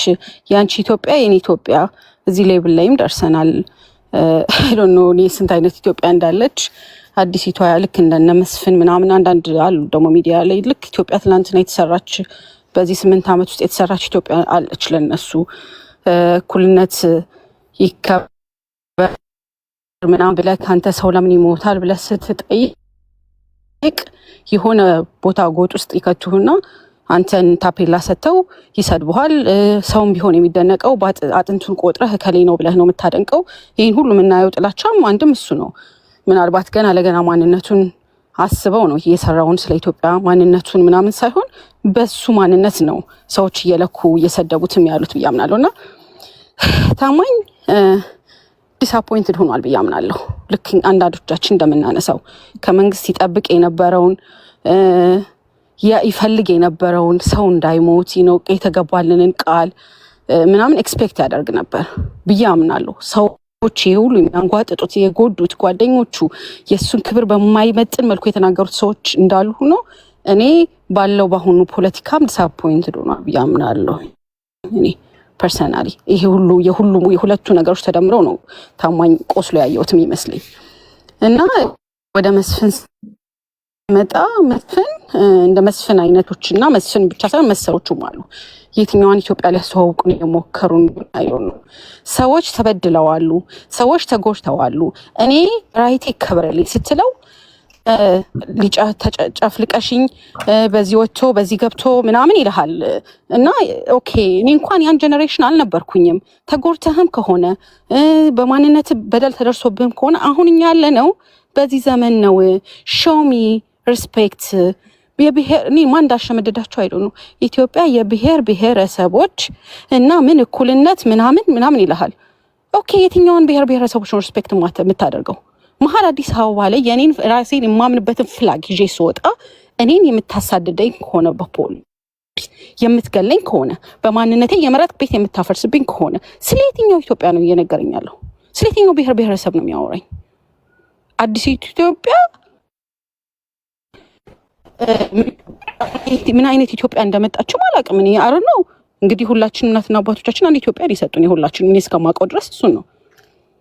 መስፍን ነፃነቱን ሲጠይቅ ይዟት የነበረችውን ባንዲራ ዛሬ በጥላቻ ልሙጥ አጠራራሱ ልሙጥ ይለኛል። ልሙጥ እንኳን ሶስት ያለውን ከላ ለይቶ የማያውቅ በጥላቻ ያበደ ባንዲራውን ብቻ አይደለም የሚጣለው፣ ከባንዲራ ያለፈውን ታሪክን ጭምር ነው የሚጣለው። የራሱ አባትና እናት እንዳሉበትም እንኳን አያምንም። እንደዚህ አይነት የጨለማ አስተሳሰብ ያለው ሰው ዛሬ ኢትዮጵያዊነትን ሊሰብከኝ ይመጣል። ምክንያቱም ይሄ ሰው የ8 ዓመት አሁን የመጣችው ኢትዮጵያ እሱ እንደሚለው አዲሲቱ ኢትዮጵያ የዚች ኢትዮጵያ አድናቂ ነው። እንደው እድሜ ሰጥቶን ብናይ አሮን ነው እሱ ከሚደግፈው ፓርቲ ቢወርድ አሮን ነው በዚህ አቋሙ የሚቆይም አይመስለኝም ራሱ ፎር ሹር። እኔ በ100% ነግርሃለሁ መስፍን ነገ እንደገና ተቀይሮ ልክ ያችን መኪና ውስጥ ሲበጥሳት ነኝ። እንደውም ከዚህ ከተነገረ በኋላ ነው አላቅም ነበር። ወደ ኋላ ሰርች አድርጌ ምናምን ፌስቡክ ላይ ሳይ ልክ እቺ ልሙጧ እያለ ምናምን በንዴት በጥላቻ ነው የሚበጥሰው። እና ስለ የትኛዋ ኢትዮጵያ ነው መስፍን የሚነግረኝ? እሱና እሱ መሰሎች ስለ የትኛዋ ኢትዮጵያ አሁን የተፈጠረች አብይ ከመጣ በኋላ የተፈጠረች ኢትዮጵያ አለች? ብሔር ብሔረሰቦች የምትለኝ ከሆነ ኦኬ የሁላችንም መብት ይከበር፣ ሰው እየሞተ ነው ብለህ ስትናገር ዝም ማለት አለብህ። ዝም በይ ነው ዝም በይ። አሁን እኔ የምደግፈው ፓርቲ እንዲወቀስ ስለማልፈልግ ዝም በይ። ሰው መሞቱን አትናገሪ፣ ወንጀል ሲካሄድ አትናገሪ፣ ዝም በይ። እንደዚህ አይነት አስተሳሰብ ካለው ሰው ጋር እንዴት ነው እንደ ኢትዮጵያ ተቻችለን የምንኖረው? ከፓርቲ ጋር የሚመጡ ኢትዮጵያኖች፣ ከፓርቲ ጋር የሚመጡ ማንነቶች እንዴት ያኗኑረናል? አንቺ እኔ ተጨፍልቅ ያለው አሁን ልጨፍልቅሽ የኔ ተራ ነው፣ ለዛውም በማላቀው ትርክት እና በጣም ያሳዝናል። ይሄ ነው ልምችለው። ቴንክ ዩ ልዬ። እሺ ወደ አቶ ይርታቸው እንሄዳለን። አቶ ይርታቸው የተከበሩ ማሳሰቢያ አለኝ ለእርሶ። ይሰማል አቶ ይርታቸው? አዎ ይሰማል። እኛ ከእርሶ የምንጠብቀው እኛ ስንሳደብ ባለጌ ስንሆን መስመር ስንስት መመለስ ነው። እርሶ የተሳደቡ እኔ ይሄ ስድብ ነው ይሄ ስድብ አይደለም ማለት ትክክል አይደለም። ይሄን ያስተካክሉ እባክዎትን። በተረፈ እንወዶታለን፣ እናከብሮታለን። ይሄን ብቻ ያስተካክሉ። ታንኪዩ። አንድ ነገር አሁን ስለ ታማኝ ስለሆነው ጉዳዩ ታማኝ ማለት እንግዲህ ታማኝ መላው የኢትዮጵያ ሕዝብ ዛሬ ስብሰባ ቢጠራ ነገ የፈለገው ገንዘብ መሰብሰብ የሚችል አቅም ያለው የሚታመን ደግ የዋህ በአገሩ መስዋዕትነት የሚከፍል ትልቅ አባት ነው። ለዚህ ትግል አሁን አብይ የመጡበት ትግል ስልጣን የያዙበት ምክንያት ታማኝ ባይኖር ኖሮ አይሳካም። ሳውዲ ላይ ወገኖቻችን ሲታረዱ፣ ሲገደሉ፣ ሲጨፈጨፉ ተደራጅተን ነው ባንዴ። ያኔ ቲክታክ ሚዲያም አልነበረም። በኢሜል ተልኮ 2500 ኢሜል ነበር። በዛ ተልኮ ሊቢያ የሳውዲ አምባሲ ስልክ በማውጣት በየቦታው አምባሲ ተቃውሞ እንዲደረግ ስልክ እንዲደወል አድርገን ኢትዮጵያውያን ወገኖቻችን ሳውዲ እንግዲህ የነበሩ ሲገደሉ ሲጨፈጨፉ በህዝብ ደረጃ ሲጨፈጨፉ ያንን ድርጅት አሁን ግሎባል አላያን የሚባለው የተመሰረተበት ጊዜ ገንዘብ በመርዳት ብዙ ነገር የሰራ ጀግና ወንድማችን ነው። እናከብረዋለን፣ እንወደዋለን። አብረንም ለረጅም ጊዜ ነው የማውቀው። የአገሬ ልጅ ነው። እናቱ ወልቃይቴ ነች። የታላቅ ባላባት ዘር ነው። አባቱ የጎንደር ከተማ እንትን ጎንደር አካባቢ ጭልጋ አካባቢ ነው እንትን ሆኖ ግን የተጋቡበት በዛ ሰዓት አባቱ ወልቃይት ለመንግስት ስራ መጥቶ መሰለኝ በዛ ምክንያት ነው የተጋቡት እንጂ የነ ፍተራሪ ቢተው የልጅ ነች እናቱ ማለት ነች። እና እንግዲህ ለዚህ ኢትዮጵያ ለመጣው ለውጥ ብዙ ዋጋ የከፈለ እዚህ ሲያትል አንድ ጊዜ አመተነው የመጀመሪያ የዚህ ወልቃይት ትግል ኮሎኔል ደመቀ ጥይት ከተኮሰ በኋላ አመተን 163,000 ነው በአንድ ቀን የተሰበሰበው ዶላር 163,000 ዶላር ተሰብስቦ እንዲያውም እንትን ነበር ፕሬዝዳንቱ ደሳለኝ ማን ነው የሚባለው እንትን ነበር በጆንያ ሲያትል በጆንያ ገንዘብ ተሰበሰበ ነው ያለው። እና ያንን ያህል እንትን የሚያደርገው የሚሰራውን ከዛ በተከታታይ ብዙ ቦታዎች እየዞረ ብዙ ስራ ሰርቶ ኢትዮጵያን የመጣውን ለውጥ ያሳካ ወንድማችን ነው። ነገር ግን ወደ አማራው ስንመጣ የአማራው ኩርፊያ ምንድን ነው? አማራው በሚሞትበት ሰዓት ለምን ተገደለ አማራ ብሎ አለመውጣቱ ነው እኛን ሁላችን ምናኮርፈው ምንተቸውም። ሌላ ኢትዮጵያዊ ሲሞት ዝም ብሎ በኢትዮጵያ ስም ሲሞት እየተታገለ አማራው ግን ተነጥሎ ሲደበደብ ሲገደል ለምን ዝም አለ ነው። ፌር አይደለም እንደዛ። አማራም ኢትዮጵያዊ ነው እኮ። እንዲያውም ያለውን ትጋል አሁን ቢደግፍ ፋኖ ጋር ቢቀላቀል ለምሳሌ ለውጥ ያስፈልጋል የመጣ ነው ለውጥ ግን ቢል በህዝብ በንጉስ ደረጃ ነው የሚቀበለው። እስኪ አንድ ጥያቄ ልጠይቅህ። ሲያትል ነው የምትኖረው አይደል? አዎ። አማራ ክልል ላይ የተጀመረው ጦርነት ምን ያህል ዓመት ሆነው? 3ኛ ዓመቱ ነው። ሲያትል ያላችሁ አማራዎች ታላቅ ሰላማዊ ሰልፍ አድርጋችሁ አውገዛችኋል? ብዙ ጊዜ። መቼ? አሁን እንግዲህ በዚህኛው ዓመት ኦልሬዲ መሬት ላይ ያለውን ስራ እየተሰራ ስላለ ሰልፍ ወጣችሁ ኦርጋናይዝድ ሆናችሁ ሰልፍ ወጣችሁ አማራ ክልል እየሆነ ያለውን ነገር በሰልፍ ያሳወቃችሁበት ጊዜ አለ? ብዙ ጊዜ የአሜሪካ መንግስትም ያውቃል። እኛ ዋይት ሃውስ ድረስ እኮ እየተወያዩበት ያለ ብዙ መረጃዎች አለ። ከሲያትል ብቻ ሳይሆን ኢንተርናሽናሊ የተሰራ ስራዎች አለ። አሁን በዚህ እንደዚህ ነው ብዬ መግለጽ ጊዜም የለም። እንደገናም ድርጅቱ የተሰራ ያለው ስራውን እስከ አንድ የሰዓት ተወክሎ ይህን ይናገር ተብሎ እስካልተወከለ ድረስ እንጂ ብዙ መረጃዎች ማቀው ነገር አለ። ስቴቱም የሚያቀው ነገር አለ። ጄኖሳይድ እየተፈጸመ እንዳለ። ትልቁ ችግሩ ግን የአማራ ክልል ያለው መንግስት ብልጽግና አማራ ስለሆነ ነው። አየ ትልቁ ወደ አማራው የሚከፋፍለው ኢትዮጵያ እንዳትፈርስ ልክ እሱም ኢትዮጵያዊ ነው። ብልጽግና አማራ ክልል ያለው ብልጽግና ኢትዮጵያዊ ነው። አሁን አብን በማማዋል የኦሮሞን ትግልን እንትን በማለት እየሞትንም ቢሆን እናስቀጥል ከሱ የተሻለ ኦሮሞ አይመጣም የሚል ፍርሃት አማራውን እያስገደለው ያለው ለዛ ነው። እኛም ጦርነቱ አማራ ክልል አመራሮቹ በየቦታው እየተገደሉበት ያለው ጦርነቱ ከዚህ ሐሳብ እንዲወጡ ነው። እኛ ኢትዮጵያ ጥልተን አይደለም።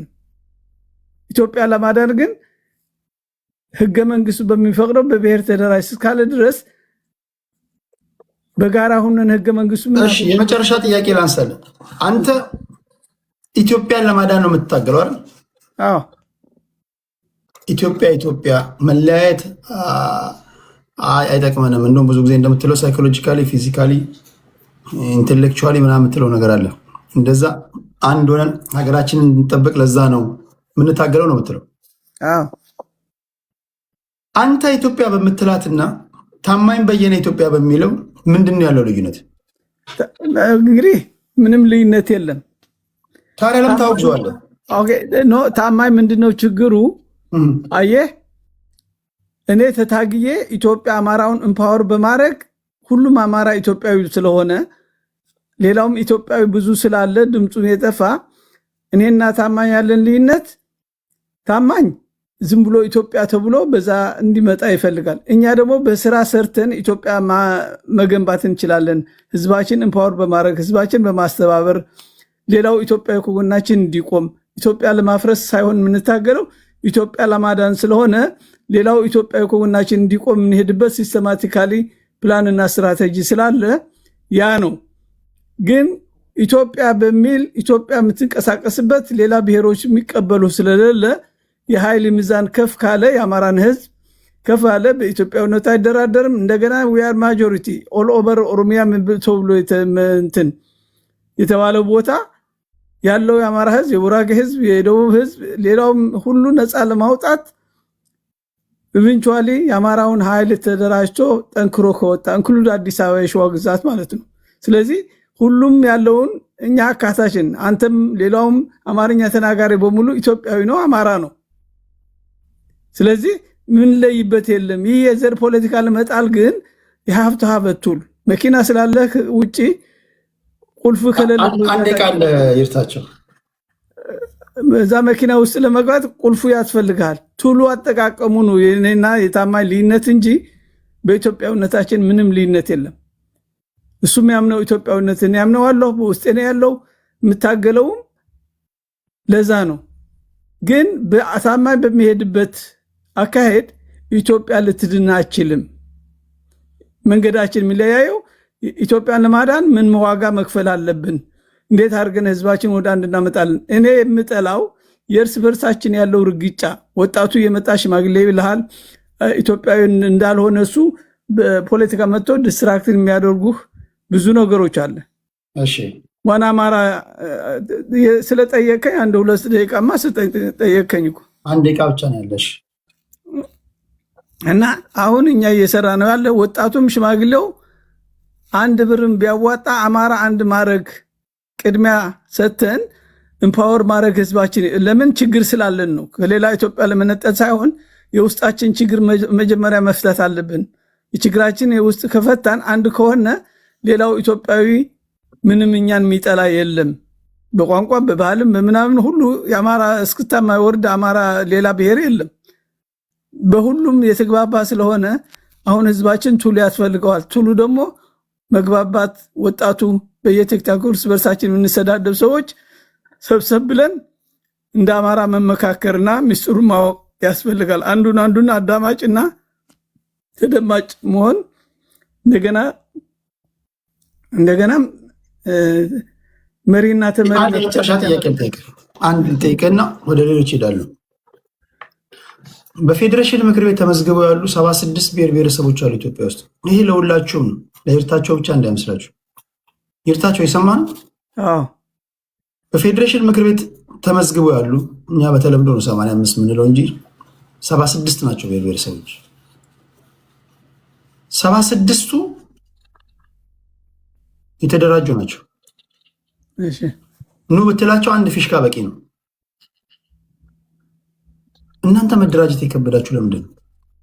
ወል አንደኛ የአማራ ክልል ተብሎ የተሰጠው ማለት ነው እርስ በርሱ እንዳይገባባ በትምህርትም በሁሉ ብቃት እንዳይኖረው ተደርጎ ነው ወጣቱ የተሰራው።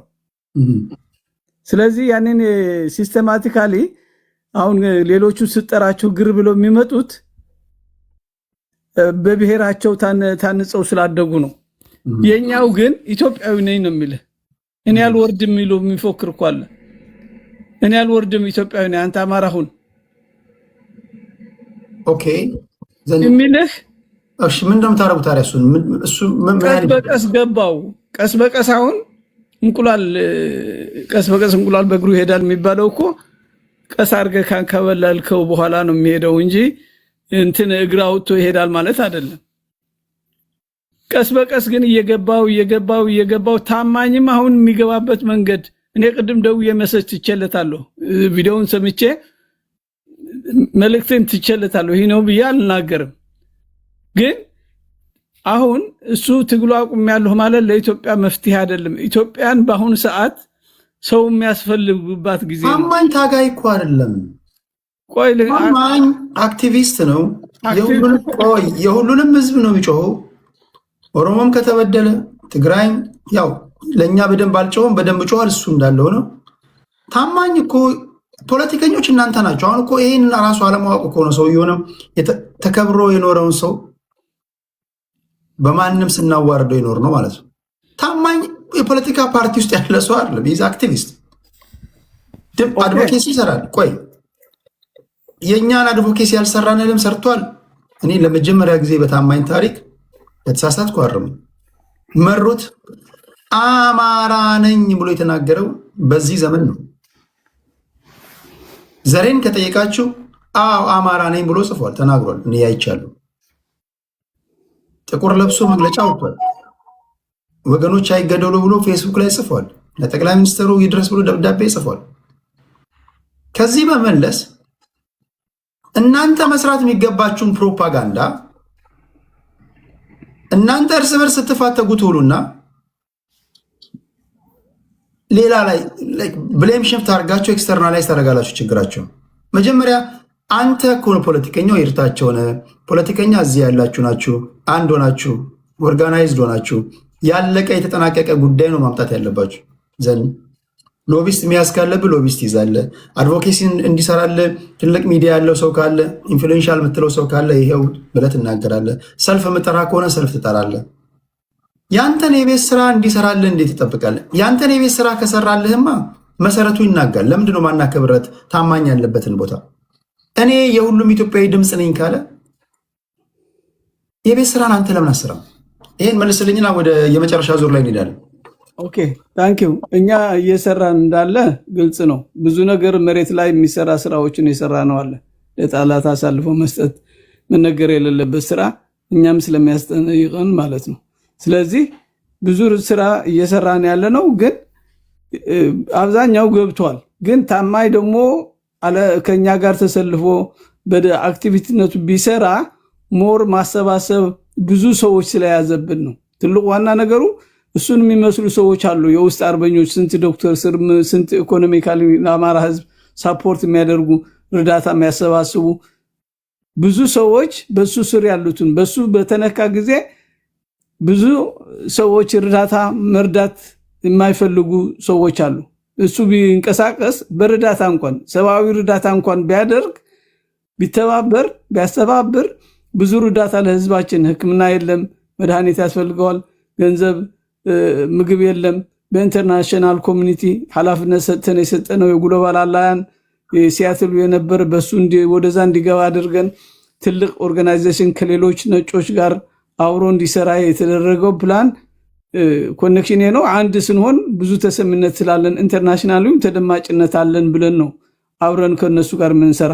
ነገር ግን ከኛ ጋር ከዛ ድርጅት የነበሩ ሰዎች ከኛ ጋር የሚሰሩ በግላቸው አሉ። ድርጅቱ ከኛ ጋር ባይሰራ እሺ። እና እንደዚህ ነው። እንደገና አንድ ተራ ወታደር ደግሞ የኢትዮጵያ ያገለግላል፣ ግን ከታማኝ ጋር ለመወዳደር ደግሞ እሺ። እናንተ ሪንጎስ ብቻ ለብቻ ትገናኛላችሁ፣ ችግር የለውም። የመጨረሻ ዙር ነው የምናደርገው።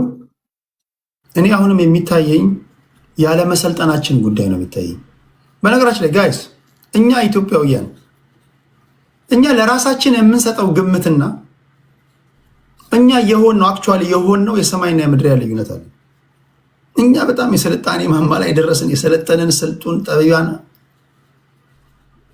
ምድር ላይ በባትሪ በትፈልጉ አይ ዶንት ቲንክ በእኛ ደረጃ ፖለቲካን እንደሚያወራ ያለ አይመስለኝም። ሌላ ዓለም ላይ ኋላ ቀረንን፣ በጣም ያልሰለጠንን፣ በጣም አሳፋሪዎች። ይህን በር ዘግተን ነው መካከል ያለብን። እኛ ዛሬ ማውራት የነበረብን ሌላ ነገር ነበር። እኛ ማውራት የነበረብን ሌላ ነገር ነበር። የዓለም አስተላለፍ እየተቀየረ ነው። ዓለም እኛውን ያለንበት ሁኔታ የዛሬ ስንት ዓመት እንደነበር አላውቅም። ምናልባት የዛሬ ሚሊዮን ዓመት ራሱ ይህን ወሬ ያወራ ነበር አላውቅም። እግዚአብሔር ምስክሬ ነው። ህግ ቢኖር እኛ እንደ ህዝብ ታፍሰን መታሰር ያለብን ህዝቦች ነው።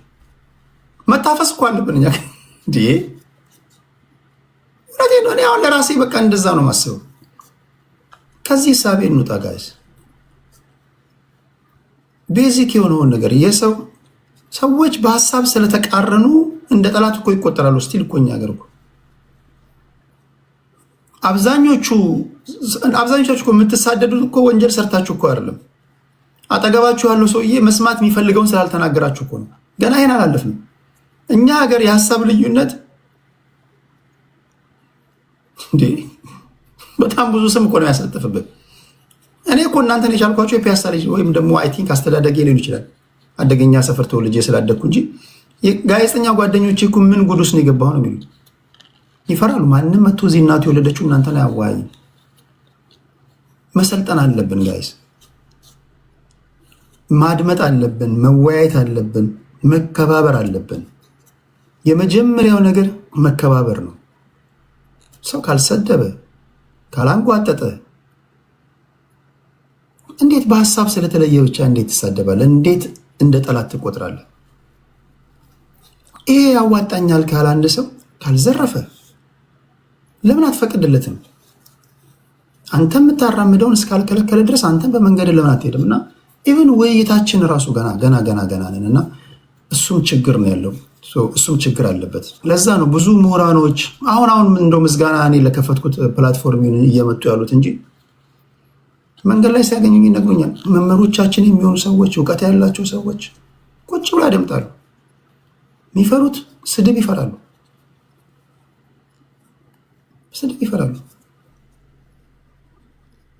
እንደዛ መሆን የለብንም ጋይስ። እሺ የመጨረሻ ዙር ላይ ነው ያለ ነው እያወራን ያለ ነው በእውቁ አክቲቪስት የሰብአዊ መብት ተሟጋች ታማኝ ዙሪያ ነው። የመጨረሻ አራት ደቂቃ አስጣችኋለሁ።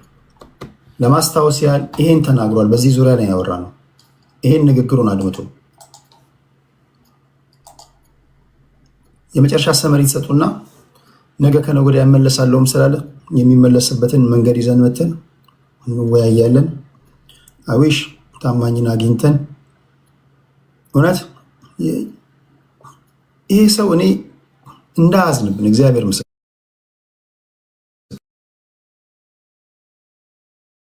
የአውሬ ተግባር ያደረጉ ሰዎች እነሱን አቅፈን እያያዘን ከነሱ ጋር ሻይ ቡና እያለን ታማኝን ቢያጠፋ እንኳን እንደው አጠፋ እንኳን ቢባል እንኳን ይሄ ሰውዬ ለሰራው ስራ እንደው ትዕግስት የለንም። ኦኬ ብለን እንደው አይ ስለ መልካምነቱ ብለን እንኳን እንትን አንልም። ታማኝ በየሬስቶራንቱ መሰደብ ያለበት ሰው ነው፣ መጎተት ያለበት ሰው ነው። ማንም ጎረምሳ እንደፈለገ አፉን የሚከፍትበት ሰው ነው። ዋጋ አስከፍልም ጋይስ። ይሄ ነገር ያሳዝናል። እሺ ይሄን ተናግሯል። እስኪ አድምጡት። ግን በመውደዴ በዚህ ልክ ጎዳለሁ ብዬ አስቤ አላቅም። በዚህ ልክ ይዘመትብኛል ብዬ አስቤ አላቅም። 24 ሰዓት ኢትዮጵያ እኔ ከተኛው አንድ ነገር ትሆንብኛለች የሚል ስስት ነው የነበረኝ። ለዚህ ያተረፍኩት ቁስል ብቻ ነው። በቃኝ ብያለሁ። ኢትዮጵያን 24 ሰዓት ፍቅሬ ልሰጣት፣ ገንዘቤን ልሰጣት፣ አቅሜን ልሰጣት ሞክሬ ቁስል ነው ያተረፍኩት።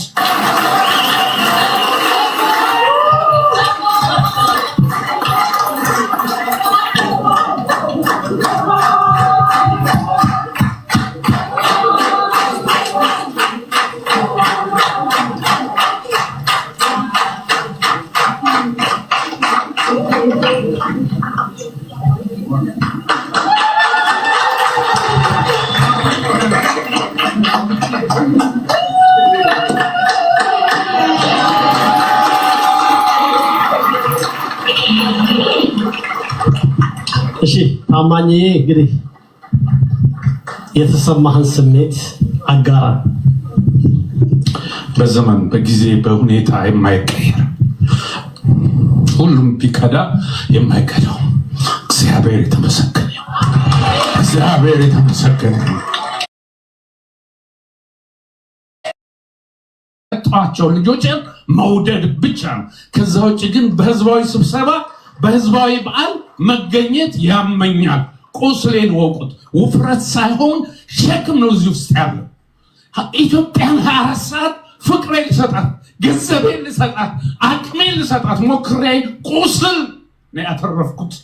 ሽልማት የክብር ዶክትሬት ተሰጥቶኛል። የዛሬ 5 ዓመት ወርውሬው ነው የመጣሁት። አልተቀበልኩም። ክላሽንኮቭ ተሰጥቻለሁ። አፋር ሄጄ እዛው ጥየው ነው የመጣሁት። ጦና ተብያለሁ ጋሞ ጎፋ ሄጄ። ይሄ ሁሉ ለእኔ ምንም አይደለም። በቅንነት የሰራው ለህዝብ ያከብረዋል። ጋሞ ጎፋም ሄዶ ጦና ተብሏል። አፋር ሄዶ ክላሽንኮቭ ተሸልሟል። አማራ ክልልም ሄዶ ካባ ተሸልሟል። እኔ እንደ አንድ ማህበረሰብ ውስጥ እንደሚርመሰመስ በጣም ትንሽ ሰው ለታማኝ ምነግረው የሰው ልጅ በፈጠረው እግዚአብሔር ዙሪያ ላይ እንኳን አይስማማም። እግዚአብሔርን የሚሳደብ አለ። ሁሉም ሰው የሰራውን ነገር አመስግኖ እንትን ሊል አይችልም። ከነጭ ወረቀት ላይ ጥቁር ነገር እንፈልጋለን። መሬት ላይ ብዙዎች ያከብሩታል። ይህን ሰው መሬት ላይ ልጨበጣቸው፣ ሰላም ልትላቸው፣ ልታወራቸው የምትችላቸው ኢትዮጵያ ምድር ላይ ብዙ የሚያከብሩት ሰው አለ። ሰው እነሱን ማየት ያስፈልጋል እንጂ የተወሰኑ ሰዎች ድምፃቸው በዝቶ የተሰማ ስለመሰለው ሁሉም ኢትዮጵያዊ ፊቱን ያዞረበት የጮኩለት ህዝብ ከዳኝ የሚል ስሜት እንዳይፈጠርበት በዚህ አጋጣሚ ለማስተላለፍ ወዳለው የምታገኙትን ይህንን ነገሩት። ያው ማሳያው አይኗ ሁሉም ቦታ ላይ ይሸለማል። የትም ቦታ ላይ በክብር የሚጠራ ሰው ነው። ይሄ ማሳያ ነው። ማንም ወደደ ማንም ጠላ፣ ማንኛውም ሰው ፐርፌክት አይደለም። እንደ ማንኛውም ሰው ያጠፋው ጥፋት ካለ ደግሞ ለዛም ይቅርታ ይጠይቃል ካለ ማለት ነው። በተረፈ ግን መሬት ላይ ያለው ህዝብ ለታማኝ በየነ ያለው አክብሮት እንዳለ ነው። ዛሬ ትላንት ጓደኞቹ የነበሩ እጅግ ለጆሮ የሚሰቀጥጥ ነገር ከአንድ ጤነኛ ሰው ሊወጣ የማይችል ነገር ትላንት ሲናገሩ የነበሩ ሰዎች ናቸው።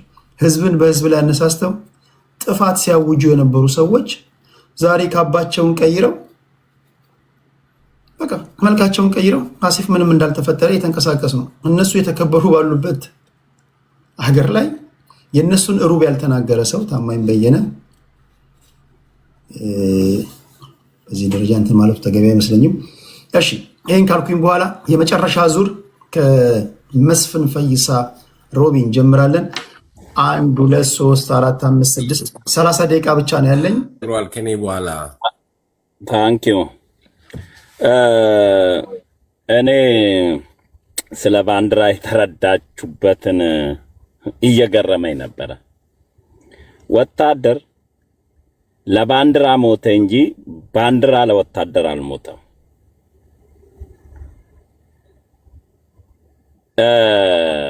ወታደር ህገ መንግስት ጠባቂ ነው። የኢትዮጵያ ህገ መንግስት ጥቁር ባንዲራ ነው ካለ የሀገሪቷ ባንዲራ እሷን ነው የሚያከብረው። አያቶቼ ሞቱልኝና እሷን አክብር የሚል ወታደር የለም። እነ ወይዘሮ ቅድስት መቼ ነው ስለ ራሳችሁ ታሪክ የምትነግሩን? አያቶቼ አባቶቼ አገር ሰርተው አስረክበዋል ትሉናላችሁ። በሙታን የምትኮሩት መኩራታችሁን ትታችሁ የራሳችሁ እኔ ራሴን ታሪክ ነው እያወራው ያለሁት። አባቴ ዘምቷል፣ አያቴ ዘምቷል። አባትሽና አያትሽ ዘመቱ። ከኔ ጋር ሴት ወታደሮች ነበሩ። አንቺ ቡና ቤት ሽርሙጥና ነበር የምትሰሪ። ለምን አልዘመትሽ? ያን ታሪክ ለምን አትናገር? መስፍን ፈይሳ ሮቢ ምን ነው? ምንድን ነው የተናገርከው? እሷ ምንድን ነው ያለችው? ምንድን ነው ያለችው? ወታደር አይደለም ታፍሰ ነው ከመንገድ የገባው ስትለኛ ነበር። ፖለቲካዊ ቋንቋ ነው። ሽርሙጥና ማለት ምን ማለት ነው? ነውር የሆነ ቋንቋ ነው። የት ነበርሽ ነው? እንዲህ ያለ ተራ የመንደሬ ቋንቋ ተጠቅም። ከቀድሙ ሲወርዱብኝ አንተ ዝም ብለህ ያዳመጥ ሌሎች ሴቶች ከኔ ጋር ሲዋጉ ነው የነበረው። አንድ ጊዜ ስለ አያቶቿ ሙታን ጀግንነት ከምትነግረኝ ወንድሜ አንድ ጊዜ ስማኝ። ለተናገረች ንግግር በሌላ ቀኔ ከፈለኩ ጋት እንጂ ይሄ ዝም ብሎ የቦዘኔ ቃል ተጠቅመ ነው እንደዚህ አይነት ነገር የምትናገረው ምን ማለት ነው? ይሄ ኦኬ፣ በቀኔ ቃል እናገራለሁ፣ በቀኔ ቃል እናገራለሁ። ቤቱ በሙሉ እኮ መስፍንን ነው ሲጠራ የዋለው ቴዲ። አንዳቸውም አልሰደቡም። በቅኔን የተናገሩ በቅኔ መልስላቸው። እሺ በቅኔ መልስላቸዋለሁ። አማራ ስላልሆንኩ ነው። እኔ ኦሮምኛ ቢሆን ኖሮማ ኦሮሞ ካምፕ ቢሆን በኦሮምኛ እንዴት አይነት ቅኔ መልሳለሁ? አዎ ግን ያገጠጣ ፈጠጠ ስድብና አሁን አማርኛ ካምፕ ስለመጣው ነው ገባኝ። ግን ስድቡን አንድ አንበሳ መዓት እንትኖችን ገጥሞ ነው እኮ ብቻውን እና እኔ ስለ ራሴ ታሪክ ነው እማወራው። ስለ ተዋጋውላት ስለ ቆሰልኩላት ሀገር ነው የማወራው። እሷ የምታወራልኝ ስለ አያቶቿ ነው። የራሷን ታሪክ መቼ ነው የሚሰሩት? መቼ ነው የራሳቸውን ታሪክ የሚነግሩን? እኔ እዚህ ታሪክ ባለቤት ነበርኩ መቼ ነው የሚሉን? በሙታን እንደፎከሩ ባንዲራ እኮ ወታደር ሞቶ ምልክቱ እንጂ ባንዲራ ለወታደር አልሰራችም።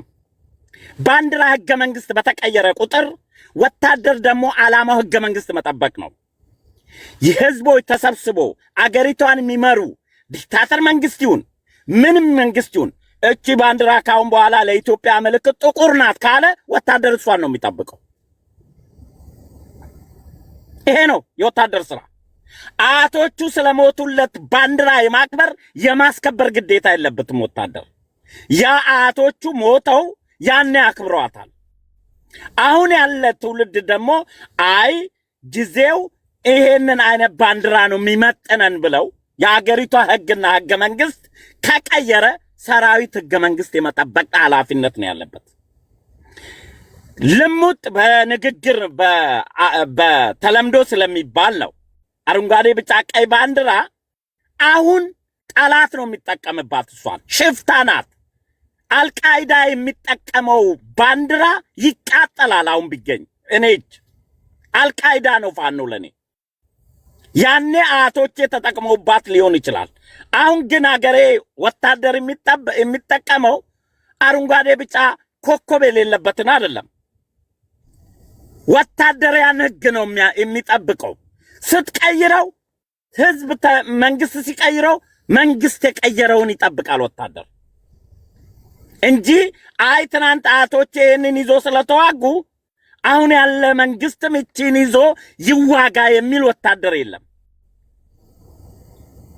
በአያትና በቅድመ አያት የሚኮራ ትውልድ የሙታን ትውልድ ነው ለኔ። የራሱ ታሪክ የለውም። እኔ ስለውት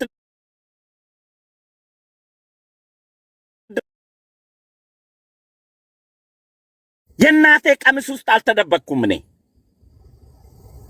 እኔ ካፍሼም ወድጄን ልግባ ያንን ስለዛሽ ባንዲራ የማውራት የኔ ሞራል እንጂ የቅድስት ሞራል አይደለም። እሷ ስለ አያቶቿ መንፈስ ታውራ፣ ስለ ሙታን መንፈስ።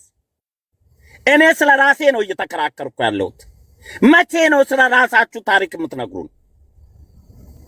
የራሱን ታሪክ መስራት የማይችል ትውልድ የአያቱን ታሪክ ያወራል።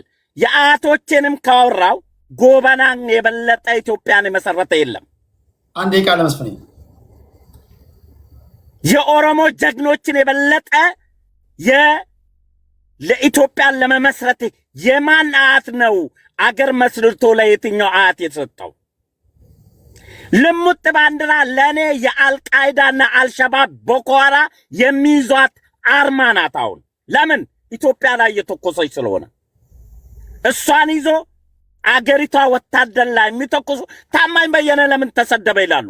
አብይን እየሰደቡ አይደል እንዴ? ኮሎኔል ለሀገር ሞተ አዝማሪ ይከበር ኮሎኔል ይሰደብ የሚሉ ናቸው እኮ ቁጭ ብለው የተገለባብጦሽ።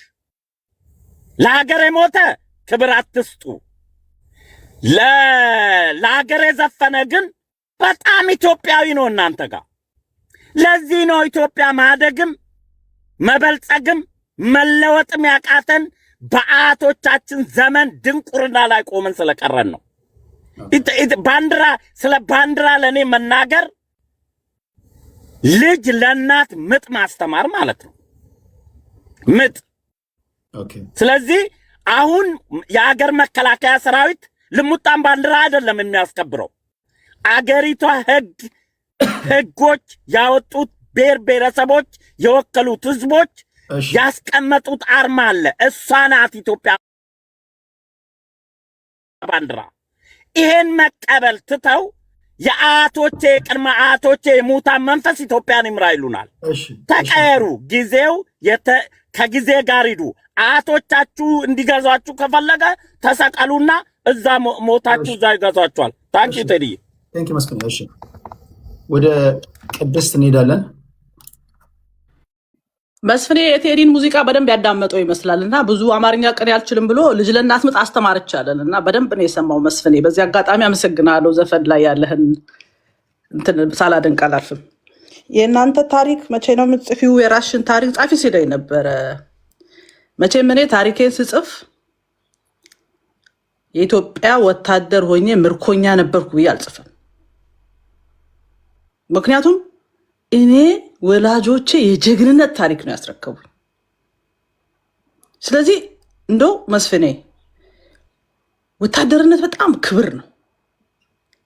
እንደው በፈጠረ ሁለተኛ መተን ተማርክ ያለው እያልክ አታውራ። የለማ በታሪካችን የለም እንዴ? ይሄን ታሪክ ጽፌያለሁ እያልክ ዝም ብለህ ሂድ። ተማርክ ያለው ብለህ ከአንተ ከሰማሁ በጣም ነው የማዝነው እና የብዙ ጀግኖችን ታሪክ ነው የምታበላሸው። ምን ይሆናል መሰለ፣ መርከበኛ ቤተሰብ ያላቸው ሚስቶች ባላቸው እንግዲህ 6 ወር ምናምን ቆይተው ሲመጣ ብዙ ነገር ይዞ ስለሚመጣ ያው መርከብ ላይ ነው የሚሰራው ምናምን ተብሎ ስለሚባል ሁልጊዜ ያችን ሴት ስትጠይቃት ባሌ መርከበኛ ነው የምትለው። ያው እንግዲህ መርከብ ላይ ብዙ አይነት የስራ ዘርፎች አሉ። ዋናው ሰው አለ፣ ከዛ በኋላ ይሄ ጽዳቱም አለ፣ እዛ ምግብ ሰሪውም አለ፣ ምንም አለ። በተመሳሳይ ወታደር ቤትም እንደዚህ አይነት ነገሮች አሉ። አንዳንዱ ያው ጀግና ተኳሽ ነው፣ አልሞ ተኳሽ ነው፣ በአንድ ጥይት 2-3 ያጋድማል። አንዳንዱ ያዋጋል፣ አንዳንዱ ደግሞ ሚንስ ቤት ነው፣ አንዳንዱ ደግሞ የወታደሮቹን ዩኒፎርም ያጥባል፣ አንዳንዱ ቁስል ምናምን ያክማል። የወል ስሙ ግን ያው ወታደር ነው። ወታደር ሆኖ ተማርኮ ከዛ ደግሞ ይዤው ተዋግቻለሁ የሚለውን ባንዲራ ሲያረክስ ካገኘሁት አንድ ሰው እሱ ወታደር ብቻ ሳይሆን ወታደር ወዘተርፈ ነው የሚባለው። የባንዲራን ክብር ወታደሮች ያውቃሉ። ይህን ሲያራክሱ የተገኙ ወዘተርፈ ሰዎች ናቸው። ስለዚህ ሁለተኛ ሀገሬን በምርኮኛ ስም እንዳታስጠራ አደራ እልሃለሁ መስፍኔ። እንደው ወደ ቁም ነገሩ መምጣት እንፈልጋለን። ኢትዮጵያ የሚል ሰው ስለተገኘ ቀላል አይደለም። የኦሮሞ ፖለቲካ የተሰራበት መንገድ ሁላችንም እናውቃለን።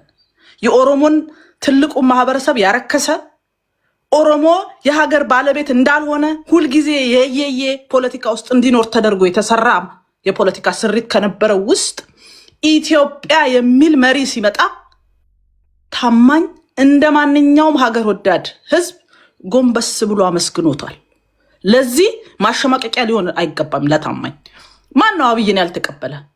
ጆሃር ከዚህ በኋላ አብይን መንካት ኦሮሞን መንካት ነው። የኛ ልጅ ነው፣ ማንም ሰው ሊነካው አይገባም። ከዛሬ ቀን ጀምሮ ትግሌን አቁሜ ስታገልበት የነበረውን ኮምፒውተር ሰጥቻለሁ ብሎ በይፋ እጅ ወደ ላይ ያለበት ጊዜ ነበር። ጆሃር ሀሳቡን ሲቀይር ማን ነካው?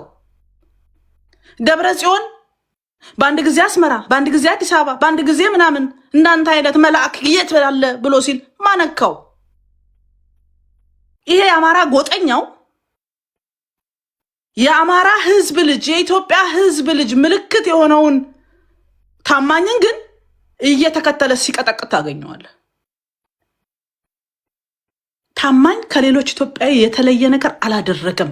በዚህ ማንንም ሊያሸማቅቀው አይገባም። ሁሉም ሰው ወደኋላ መለስ ተብሎ ቢታይ ለውጡ በመጣ ቁጥር ጎንበስ ብሏል። ይሄ ለታማኝ ብቻ የሚሰጠው አይደለም። በጣም የገረመኝ እኔ አማራ አባቶችን ወቅሳቸዋለሁ አለ። ምን ያኔ እነዛ ሲደራጁ ስላልተደራጃለ እንደ አማራ እኮ ትልቅ ማህበረሰብ ነው የሚባለው እኮ ለዚህ ነው እኮ እነስ ውረድ መንደር ውስጥ ግባ ሀገርን ከፋፍል ሲባሉ አባቶቻችን አልተቀበሉም። ምን እየሆኑ እየሞቱ እየተፈናቀሉ ውረድ እኮ ነው የተባለው። ውረድ ከኛ ጋናና ጭቃ ውስጥ ተራገጥ ሀገርህን ጥላ ነው እኮ የተባለው።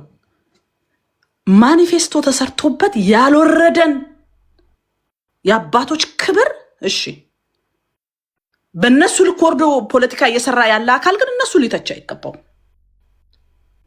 ሀገርን የጠበቀው ማህበረሰብ በሞቱ ላይ ነው፣ በሞቱ በመፈናቀሉ በመዋረዱ ላይ ነው። ስለዚህ እንዲህ አይነት እንትኖችን ልታወርዳቸው አይገባም። የመጨረሻ ማለት እንፈልገው ነገር አንድ ላይ ሲናገር የብሔር ብሔረሰቦች ትግራይ እንደዚህ ሆኖ ነበር እንደዚህ ምናምን ብሎ ይሄ እነዚህ አይደለ ህወሓት በየብሔሩ የፈለፈላቸው ትንንሽ እባቦች አሉ። ሲያድጉ አይታዩም፣ ሲወለዱ አትሰማቸውም። ልክ ሲወጣ ነው እባብ የሚታየው። እንደዛ አይነት እባቦች አሉ፣ የሆነ ሰዓት ብቅ የሚሉ የህወሓት እባቦች። የብሔር ብሔረሰብ ምናምን አለ። በነገራችን ላይ የብሔር ፖለቲካ በትክክል ኢትዮጵያ ውስጥ የሚተገበር ከሆነ የቁጥር ጉዳይ ነው የሚሆነው። አማራና ኦሮሞ በየጊዜ እየተፈራረቀ እየገዛ እየጠፈጠፈ ያስተዳድራል። ይሄ እዚህ መተህ መከራችንን የምታምሰው የጭንቁስል የሆን ክብን በሙሉ ማይኖሪቲ ትሆናለህ። ለሱ ከሆነ እየተጋህ ያለኸው ይቀጥልና ታገኘዋለህ። የዜግነት ፖለቲካ የማይመጣ ከሆነ ድርሽ አትልም። ልክ አሁን የትግራይ ፖለቲካ መከራ እንደሚያበላል ዋጋ ቢስ ሆኖ እዛ ጥጉን ይዞ ሲቀመጥ ታገኘዋለህ። ቁጥር ይመጣላል። እሱን ከሆነ የምትፈልገው ስራውና የትኛው ብሔረሰብ እንደሚጎዳ ታይዋለህ። እና አንድ ልጅ ቅድም ምን አለ? ይሄ ኢትዮጵያኒስት ብሎ ኢትዮጵያዊነትን ለማውረድ ምናምን ሄዶ ሬድዋን ያለውን ነገር ይዞ መጣ። እኔ የሬድዋንን የፖለቲካ አቋም ወይም ቁመናውን የምለካበት መንገድ የህዳር አህያ ነው። የህዳር አህያ የመጣ ሁሉ ሚጭ ነው። እሱን ጥሩ የኢትዮጵያዊነት ምሳሌ አድርጎ ይዞ መጥቶ ከዛ ደግሞ ኢትዮጵያዊነትን የሆነ ማይረባ ነገር ውስጥ ለመክተት የተሄደበት መንገድ ትክክል አይደለም ነው። በጣም አመሰግናለሁ። መልካም ጊዜ ይሁንላችሁ። ፋኖ Thank you, brother. So I think አንዳንድ ሰዎች ስትናገር የሚሰሙት እና አንተ የተናገርከው በጣም የተለያየ ነው። እኔ ታማኝን ሰዎች አብይ እግር ላይ መውደቁን ሲያንቋሽሽ ውስጥ በዛ ላይ ያሉት ወይ በዛ ላይ ያዋርዱት ሲሞክሩ ትክክል አይደለም ነው ያልኩት። አንቺ የተረዳሽበት መንገድ ግን ተቃራኒው ነው። Let me just state some facts እና የተባሉትን ነገሮች አድሬስ አደርጋለሁ። So ቅድም እንደተናገርኩት ታማኝ በጣም ሰው አክባሪ፣ በጣም ሰው ወዳድ፣ በጣም ሰብአዊነት የሚሰማው የተከበረ ግለሰብ ነው። ትክክለኛ ኢትዮጵያዊ ነው። ይሄ ኢትዮጵያኒስት የሚባለው ነገር በእውነት የሚታየው እንደ ታማኝ አይነት አማራዎች ላይ ነው እንጂ በስመ ኢትዮጵያኒስት ተደብቀው ያንተን አጥፍቼ የኔን ላንግስ የሚሉት እንደ አብይ አህመድ አይነቶቹ ዘረኞች ውስጥ አይደለም። በአፋቸው ኢትዮጵያ፣ በተግባራቸው ፍጹም ዘረኛ ኦነጋዊ አመለካከት ያላቸው የኢትዮጵያን ባንዲራ ማየት የማይፈልጉ የሚጸየፉ የኢትዮጵያን ባንዲራ ብቻ ሳይሆን በሃይማኖት ውስጥ ሁሉ ገብተው የኢትዮጵያ የሆነውን ታሪኳን ጀግኖቿን የሚጠሉ ፈረንጆቹ እንደሚሉት ራይኖ ይላሉ። አንዳንድ ሪፐብሊካኖቹ ሪፐብሊካን ኤንድ ኔም ኦንሊ ማለት ነው። ኢትዮጵያዊ በስም ብቻ ኢትዮጵያዊ የሆኑ በውስጣቸው ፍጹም ዘረኞችን ይሄ ኢትዮጵያኒስት ብለው የመጡትን ከታማኝ ጋር ልናወዳድራቸው አንችልም። ይሄም ብዬ ግን የትኛውም ኢትዮጵያ ውስጥ ያለ ድርጅት አብሶ የበጎ አድርጎት ድርጅት ስፔሻሊ በሌሎች ብሔሮች የሚመራ ለመላው ኢትዮጵያ ሲደርስ አይተን አናቅም። ለመላው ኢትዮጵያ ሲደርስ አይተን የምናውቀው በአማራ የተመሰረቱ ወይንም በአማራ ማንነት ባላቸው የተመሰረቱ ድርጅቶች ናቸው። እዚህ ጋር ቁጥሮቹን ልናገር። Americans say men lie, women lie, numbers don't lie. The fact of the matter is ኢትዮጵያ ውስጥ የተደረገው እርዳታ ከ2.5 ሚሊዮን ዶላር በላይ ነው።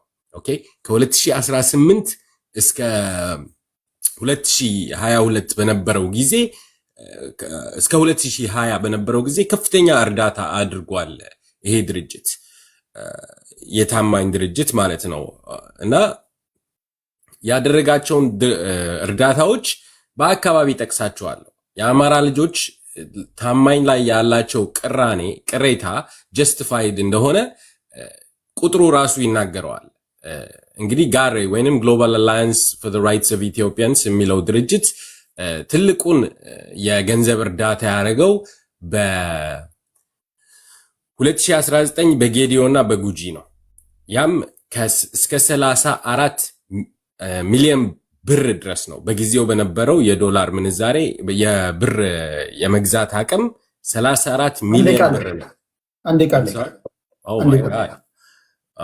Okay, anyways, ማይስብ አይዲፒ ሪሃቢሊቴሽን ሼልተሮችን ሰርቷል ቡራዩ ላይ 13 ሚሊዮን ብር ረድቷል አዲስ አበባ ላይ ኮቪድን በተመለከተ 8.5 ሚሊዮን ረድቷል ሻሸመኔ ላይ 4.7 ሚሊዮን ረድቷል ይሄ ከአማራ ክልል ውጭ ያደረጋቸው እርዳታዎች እስከ 60 ሚሊዮን ይደርሳሉ በአጠቃላይ ዋናዎችን የጠቀስኩት በአጠቃላይ አማራ ክልል ላይ ያደረገው እርዳታ ግን 4 ሚሊዮን ብር አካባቢ ነው ሶ የአማራ ልጆች አንድ ኢትዮጵያኒስት የሆነ አማራ ይህን ሁሉ ለወገኖቹ ለኢትዮጵያውያን ሲደርስ ለአማራዎች በበቂ አልደረሰም ቢሉ ቁጥሩ ይመሰክራል 4 ሚሊዮን 4.2 የሚሆን ብር ነው አማራ ክልል ላይ የረዳው ሌሎች ኦርጋናይዜሽኖች በነገራችን ላይ ቴዲ አንድ ያልተረዳው ነገር ቅራኔው ከህዝቡ ጋር ብቻ አይመስለኝም የአብይ አህመድ መንግስትም በጣም በከፍተኛ ደረጃ አስቀይሞታል ብዬ አምናለሁ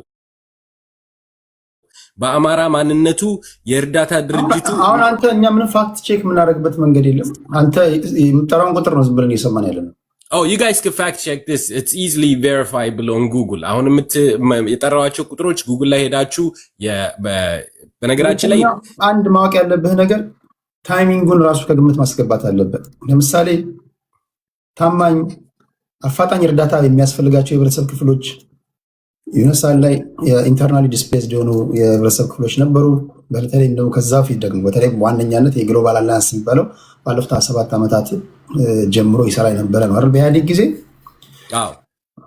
ታማኝ ያን በሚያደርግበት ሰዓት አሁን ኮምፔር ማድረግ ያለብህ አፋጣኝ እርዳታ የሚያስፈልጋቸው አካባቢዎች ወይም ታማኝ እርዳታ የለገሰባቸው አካባቢዎች ላይ በዛ ወቅት ላይ ክልል 3 አማራ ክልል ላይ ተመሳሳይ ችግሮች ኖረው ነበር ወይ እሱ መታየት አለበት አዎ ነበሩ እንደውም በጣም ከፍተኛ የተጋነኑ ለምሳሌ እዚህ አካባቢ ላይ እሱ ይሄን በሚረዳ ሰዓት አማራ ክልል ላይ ነገር ተነስቶ ዝም ብሏል እዚህ ጋር ለዚህ በሚረዳ ሰዓት አማራ ክልል ላይ ተነስቶ ዝም ብሏል ብለ ኮምፔር የምታደርገው ወይም ደግሞ የምታሳየው በንጽጽር የምታሳየው ነገር መኖር አለበት ካልሆነ አማራ ክልል ላይ ምን ባልተፈጠረበት ሰዓት ላይ ጌዲዮ ላይ አፋጣኝ እርዳታ የሚያስፈልጋቸው የህብረተሰብ ክፍሎች እያሉ እዛ ከሁሉ ማሰባሰብ ኢትዮጵያዊ ያውም ደግሞ ገቢ በሚያሰባስብ ሰዓት እኮ ሐላል ነው እኮ አይደል ህዝብ እያየ ነው ታማኝ ተብሎ ነው እኔ እስከማውቀው ታማኝ ከፊት ወጥቶ በሚናገር ሰዓት ሁሉም ፎከሳችን አንድ አቅጣጫ በሆነበት ሰዓት ላይ ከዲያስፖራው ገንዘብ የሚያሰባስብ አካል በመንፈልግበት ሰዓት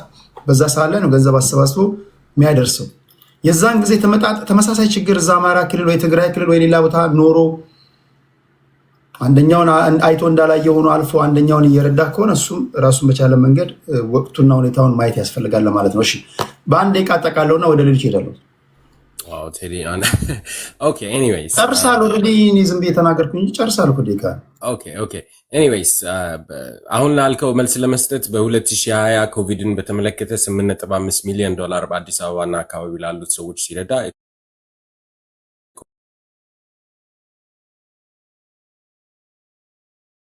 የኮቪድ ጊዜ ገንዘቡ ሄደው አዲስ አበባ ነው we could just say that ሌሎችንም ማወዳደርና ማነጻጸር ይቻላል ግን the fact remains አማራ ክልል ውስጥ ከዚህ ድርጅት የሄደው ከ4.1 ሚሊዮን ብር አካባቢ ነው በአጠቃላይ ከ80 ሚሊዮን በብር ደረጃ ሄዶ ወደ አማራ ክልል ሄደው 4.1 ሚሊዮን ነው ሌሎች ድርጅቶች ጋር አብሮ የሰራቸው ስራዎችን እየካድኩኝ አይደለም ግን ቅራኔ ያለን ምክንያቱም ሌላ ኦሮሞ ወይ ጉራጌ ወይ ሌላ ማህበረሰብ ድርጅት ኢትዮጵያውያንን ልርዳ ብሎ የራሱን ማህበረሰብ እንደሚረዳ እናውቃለን።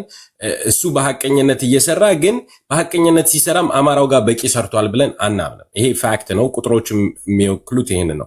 በመጨረሻ ማለት ምለው ግን ይሄ መድረክ ላይ ያሰማው ቅራኔ በዲያስፖራው ከሚደርስበት ወይንም የአማራው ማህበረሰብ ለሱ ድርጅት ገንዘብ መስጠቱን ከማቆሙ ጋር ብቻ አድርጎ ማየት የተሳሳተ ነው ብዬ አምናለሁ። ምክንያቱም አብይ አህመድን በደገፈበትና በለውጥ ይመጣል ብሎ ባመነበት ከተካዱት ሰዎች ዋና ሰዎች ፐብሊክ ፊገሮች አንዱ እሱ ነው። በእርዳታ ድርጅቱም ላይ የአብይ አህመድ መንግስት አማራን እንዳይረዳ ጫና አድርጎበታል። በኢትዮጵያዊነቱ በአማራነቱ ጫና ደርሶበታልም ብዬ አምናለሁ። ሲናገር ምን ይሆናል? ጋይስ አንድ ነገር እየተማመን እንለፍ። አሁን እኮ እናንተ የጀመራችሁት ብሔርተኝነት ከየት ወዴት ራሱ እንደሚሄድ አይታወቅም። እውነት ለመናገር ተው፣ ሌላውን አንድ ምሳሌ ልስጥ። እኔ በስፖርት ውስጥ ያለው ልጅ ነኝ።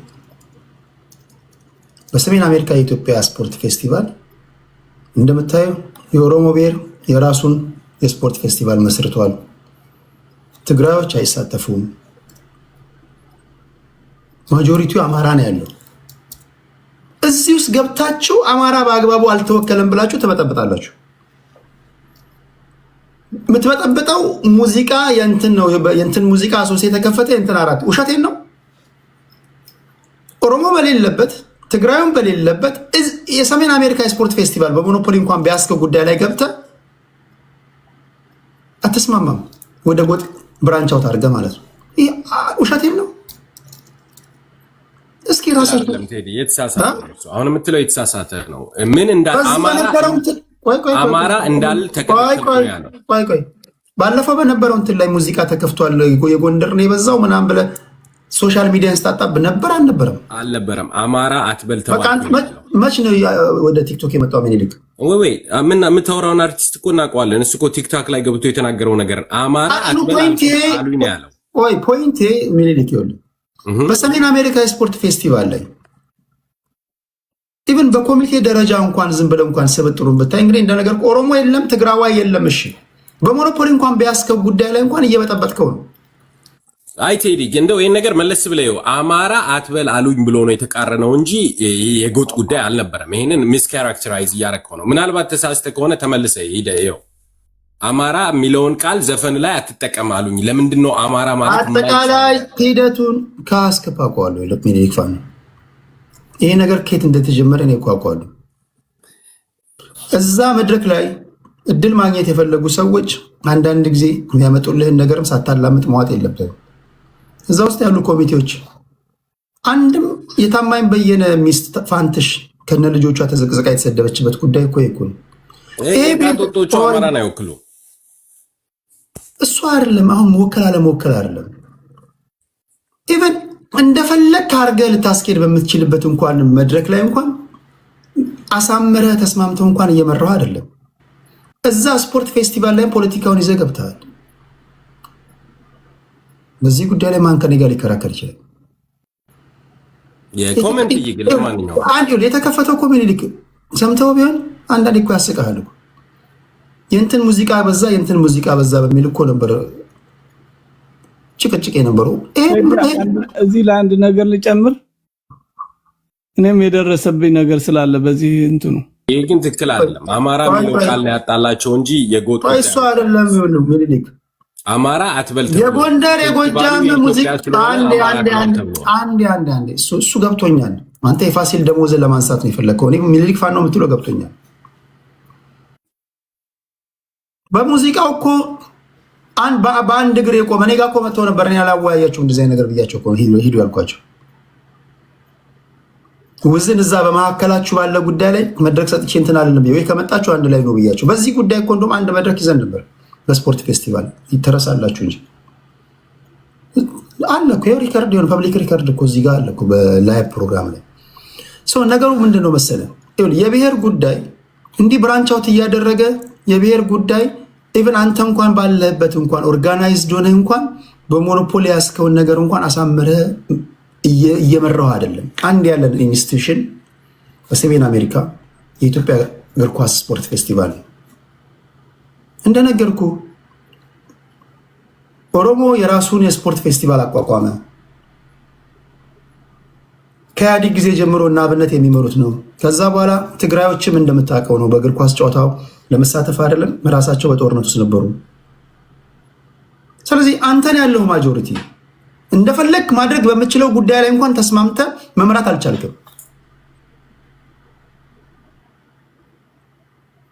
ስለዚህ ይሄን ራሱ ከግምት ማስገባት አለብን ነው እያልኩ ያሉት። ነገርየው ኦርጋናይዝድ አድርገህ እንኳን መምራት ያልቻልክበትን ነገር ኤክስተርናላይዝ እያደረጉ ግለሰቦች ሰለባ እየሆኑ ነው።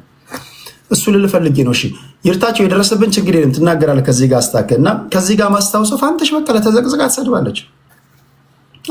እኔ ፋሲል ደሞዝ እኮ በጣም ወደው ሰው ነው፣ ጓደኛዬ ነው፣ በጣም አከብረው ሰው ነው ፋሲል ደሞዝ። አንደርስታንድ እሱ ላይ የደረሰው ግን የሆነውን ነገር ልንገርህ ብዬ ነው። እሺ ኢሊ ወደ አንቺ ልምጣ።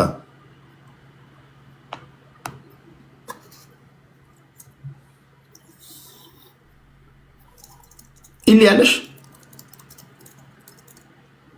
ኢሊያችን ትሰሚያለሽ?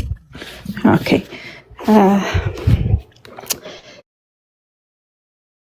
ስለ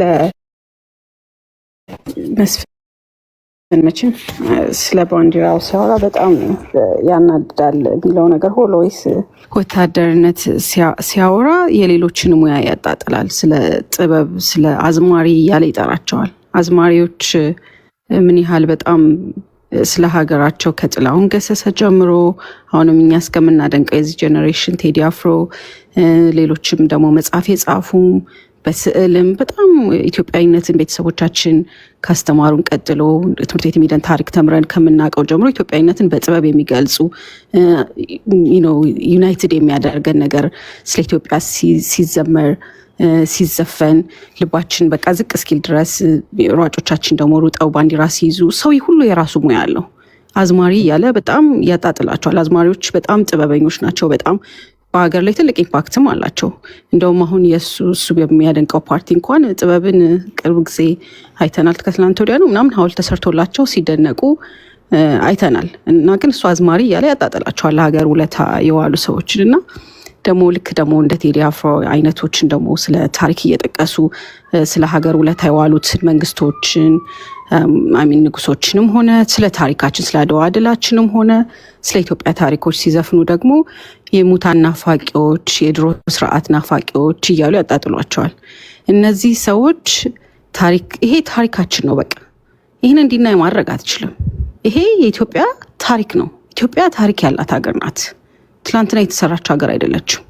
የኋላው ከሌለ የፊቱ የለም እንደሚለው ቴዲ የኋላዎቹ በጣም በጀግንነት ይችን ሀገር አስረክበውናል። እኔ የምኮራበት ይሄ ነው ታሪኬ ካልኩኝ ራይት አለኝ፣ የመከበር መብት አለኝ። ይሄ እኔ ያኮራኛል። እኔ አንድ ነጭ እዚህ ጋር ቆሞ እኔ እኮ ቪክትሪ ነው ማከብረው፣ እኔ እኮ ቅኝ ግዛት አልተገዛውም ምናምን ብዬ በጣም ነው በቃ ኤክሳይትድ ነው የሚሰሙት ስለ አገር ሂስትሪ። ምክንያቱም በዛ ጨለማ ጊዜኛ በቃ በዛ ትምህርትም ቴክኖሎጂም ባሌለበት ዘመን ባዶ እግራቸውን ሄደው እንደዚህ አይነት አባቶች ስላሉ ልንኮራበት ስለሚገባን ይሄ ታሪክ ደግሞ ሲዘፈንም ሲናገርም እንደዚህ አይነት ደግሞ በዛ ጊዜ ደግሞ የመራውን ሚኒሊክን የመሰለ ጀግና ደግሞ በጣም ሊኮራበት ነው የሚገባው እንጂ አያሳፍርም። በዛ ጊዜ ደግሞ ይዘውት የወጡትን ባንዲራ በጣም በቃ በልቡ ሙሉነት ነው የሚይዘው። ይሄ ሰው ሚኒሊክ ሳይቀር አደባባይ ላይ የክልል ባንዲራ ለብሶ ሚኒሊክ አያውቀውም ይሄን ባንዲራ። ይሄን አሁን ይወክለኛል የሚለውን ህዝብ ግን ያውቀዋል። ሚኒሊክ ሳይቀር ለብሶ አገሩ ላይ ሲጥለቀለቅ መጥቶ ያልተናገረ ሰውዬ አረንጓዴ ቢጫ ቀይን ግን ባንዲራ ሲያ የሚያማው እኔ ከዚህ ጋር እንዴት ኢትዮጵያ ይባላለሁ? በጣም እኮ ነው የሚያሳፍረው። በጣም በቃ በጣም ያሳፍራል። አንተ የምታደንቃት እንግዲህ እኔ እንደዚህ ሁኜ ነው፣ አንቺም ታሪክ አለሽ፣ እኔ ሰርቻለሁ። ታሪክም እንግዲህ ሰማ ነው። ታሪክም ምርኮኛነት ነው። የትኛውን ያንተን ማንነት ነው እኔ የማደንቀው? አሁንም ደግሞ ካልክ ደግሞ አሁንም ያኮራ ማንነት የለንም። አሁን ደግሞ የሚጻፍልህ እርስ በርስ የተባላንበት ኢትዮጵያ ነው ያለችው። ሲቪል ዋር ተብሎ የሚጻፍልህ ታሪክ ነው ያለክ። የትኛውን እንድመርጥ አንተ ልታስገድደኝ አትችልም። የምፈልገውን የመምረጥ መብት አለኝ። አንተም የፈለግከውን አድንቅ። እና ጀስት በቃ በጣም ኖርማል ያልሆነ በቃ ጀስት አንዳንድ ጊዜ በቃ ፋለይ ብለክና ደግሞ እንደው በቃ መናገር እድሉን ስላገኘህ ብቻ ስትናገር መሳቂያ ነው የምትሆነው። ህዝብ እኮ ያውቃል እንዴ፣ ሁሉ ሰው ታሪኩን እኮ ያውቃል። እኔ ታሪኬን አንተ ልትነግረኝ አትችልም። አንተ እንደምትለው አዲሷ ኢትዮጵያ አሁን ያለችው የብሔር ብሔረሰቦች ኦኬ፣ እኔም አለሁበት የኔን ማንነት ማክበር ነው እያልኩ ያለሁት። መብትን የራስህን ነገር ማራመድ ግን የኔን ማንነትም የማክበር ግዴታ አለብክ። መብት አለኝ እኔ የፈለኩትን ታሪክ የመውደድ የፈለኩትን ባንዲራ የመያዝ የራሴ የሆነ የምለው ማንነት ቤተሰቦች ያስተማሩኝ ታሪክ ያስተማሩኝ የማደንቀው ማንነት የምወደው ማንነት አለኝ። እና አዝማሪ እያልክ አትጥራ። በጣም ብዙ ጥበበኞች አሉ። በጣም ብዙ በጥበብ ኢትዮጵያን በሚደንቅ ሁኔታ የገለጹት አንተ ከተሻለ አንተ ሞትኩላት ምንኩላት ብለህ ከአንተ ምርኮኛ ከሆንክበት ታሪክ የተሻለ ታሪክ የሰሩ ጥበበኞች በጣም አሉ። ይህንን ነው የምለው። እና መከባበር ያስፈልጋል። በጣም መከባበር አለብን። አትሊስት እንኳን እንደው አንድ ግዴታ እኔ የወደድኩትን ይሄ ይውደድ አልልም። ምክንያቱም አሁን ላይ ሲገባኝ እኔ አሁን ካደግኩ በኋላ ሲገባኝ በጣም በታሪክ አረዳዳችን የምንለያይ ህዝቦች ነን። በጣም የምናስበው አስተሳሰብ ያንተ ጀግና የኔ ጀግና የምንል ሰዎች ነን። አሁን ደግሞ ጭራሽ ደግሞ ዘመን ያመጣሽ ደግሞ አዲሲቷ ኢትዮጵያ ምናምን የሚል ሰው አለ። በቃ እኔ መብቴ ነው፣ የድሮውን ኢትዮጵያ ወዳለሁ። ይሄንን ማክበር አለ። እኔ ድሮ ኢትዮጵያ ነው የምወደው። ይሄን ኢትዮጵያ አልወደውም። እኔ እርስ በርስ የሚበላበትን ዓለም የሳቀበትን ማንነታችንን አልወደውም። ቴንክ ዩ ቴዲ። ቴንክ ዩ እሊያችን። ቴንክ ዩ ቴዲ። እንግዲህ አንዳንድ ጊዜ ያው ስሜታችንን ግን ብንቆጣጠር ጥሩ ነው። ለመስፍን መልስ እንሰጣለን ብለን ምርኮኝነትን እንደንትን ለመውቀሻ ለመሳደቢያ ባንጠቀም መልካም ነው። በወታደር ዓለም መማረክ መሞት እነዚህ የታወቁ ነገሮች ናቸው። ንጉሥ ተክለ ሃይማኖት እኮ በአፄ ምኒልክ ተማርከዋል። ሸፍተው ተዋግተው ተማርከው በይቅርታ ተመልሰዋል። አፄ ምኒልክም አፄ ዮሐንስ ላይ ሸፍተው በኃይል ተገደው ድንጋይ ተሸክመው ይቅርታ ጠይቀው ወደ ስልጣናቸው ተመልሰዋል። በውትድርና ዓለም በጦርነት ዓለም መማረክ ያለ ነገር ነው። ለመስፍኔ መልስ እሰጣለሁ። መማረክ በትግል በትልልቅ በዓለም ላይ ጀብድ የሰሩ የአሜሪካን ጦር አዛዦች እኮ ድንቅ ስራ እኮ የተማረኩ ነበሩ። እነሱ የተማረኩ ሰዎች በጣም በርካታ ነገር ለሀገር ያውላሉ። ስለዚህ አንዳንድ ጊዜ ፖለቲካችንን ከስሜት እናውጣ። አሁን ለምሳሌ መስፍኔንም ስሜት ውስጥ ገብቶ ነው መስፍኔ ሲናገር አዝማሪን ሲሳደብ የሀጫሉ ሐውልት ጋር ቆሞ ግን ፎቶ ሲነሳ ነበር። ሀጫሉ አዝማሪ ነው፣ በእሱ ኮንቴክስት ሀጫሉ አዝማሪ ነው፣ ግን ጀግናዬ ብሎ ሲነሳ ነበር። አሊ ቢራ እኮ አዝማሪ ነው በሱ ኮንቴክስት ማለት ነው። አንዳንድ ጊዜ ስሜት ውስጥ ሆነን ለሚስተር ኤክስ መልስ እንሰጣለን ብለን ሌላ መነካት የሌለበትን አካል ላይ ተኩሰን መግደል ያለብን አይመስለኝም። ስለዚህ በውትድርና ዓለም መማረክ መሞት ያሉ ነገሮች ናቸው፣ ልናከብር ይገባል።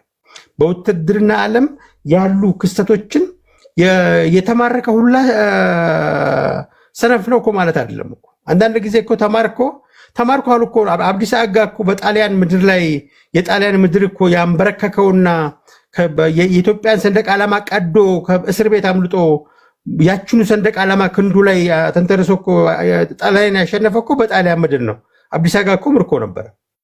አንዳንድ ጊዜ ምርኮኝነትን ታሪክ አልባ አድርገን የምናቀርብበት መንገድ አይ ቲንክ ከሰልፍ ሪፊቲንግ ነው። በጦርነት ዓለም ይሄ አለ ብለን ብናልፈው እና ወደ ቁም ነገሩ ብንመጣ መስፍን ያው በእርግጥ ስትጎሻሸሙ ያለው በመጎሻሸም እሱም እንትን ይለዋል። ይሄ የወታደርነትን ባህሪ ትንሽ ቅድም እኔም ነካ ያረኩት ወታደር ለሰንደቅ ዓላማው ሟች ነው። ልክ ነህ። ህገ መንግስቱን ጠቅሳል። ህገ መንግስቱ እኮ ሰንደቅ ዓላማ ብሎ ያስቀመጠው አንቀጽ 3 ላይ አረንጓዴ ቢጫ ቀይ የሚለው ነው። ሰንደቅ ዓላማ ባይዘው እሱ ነው።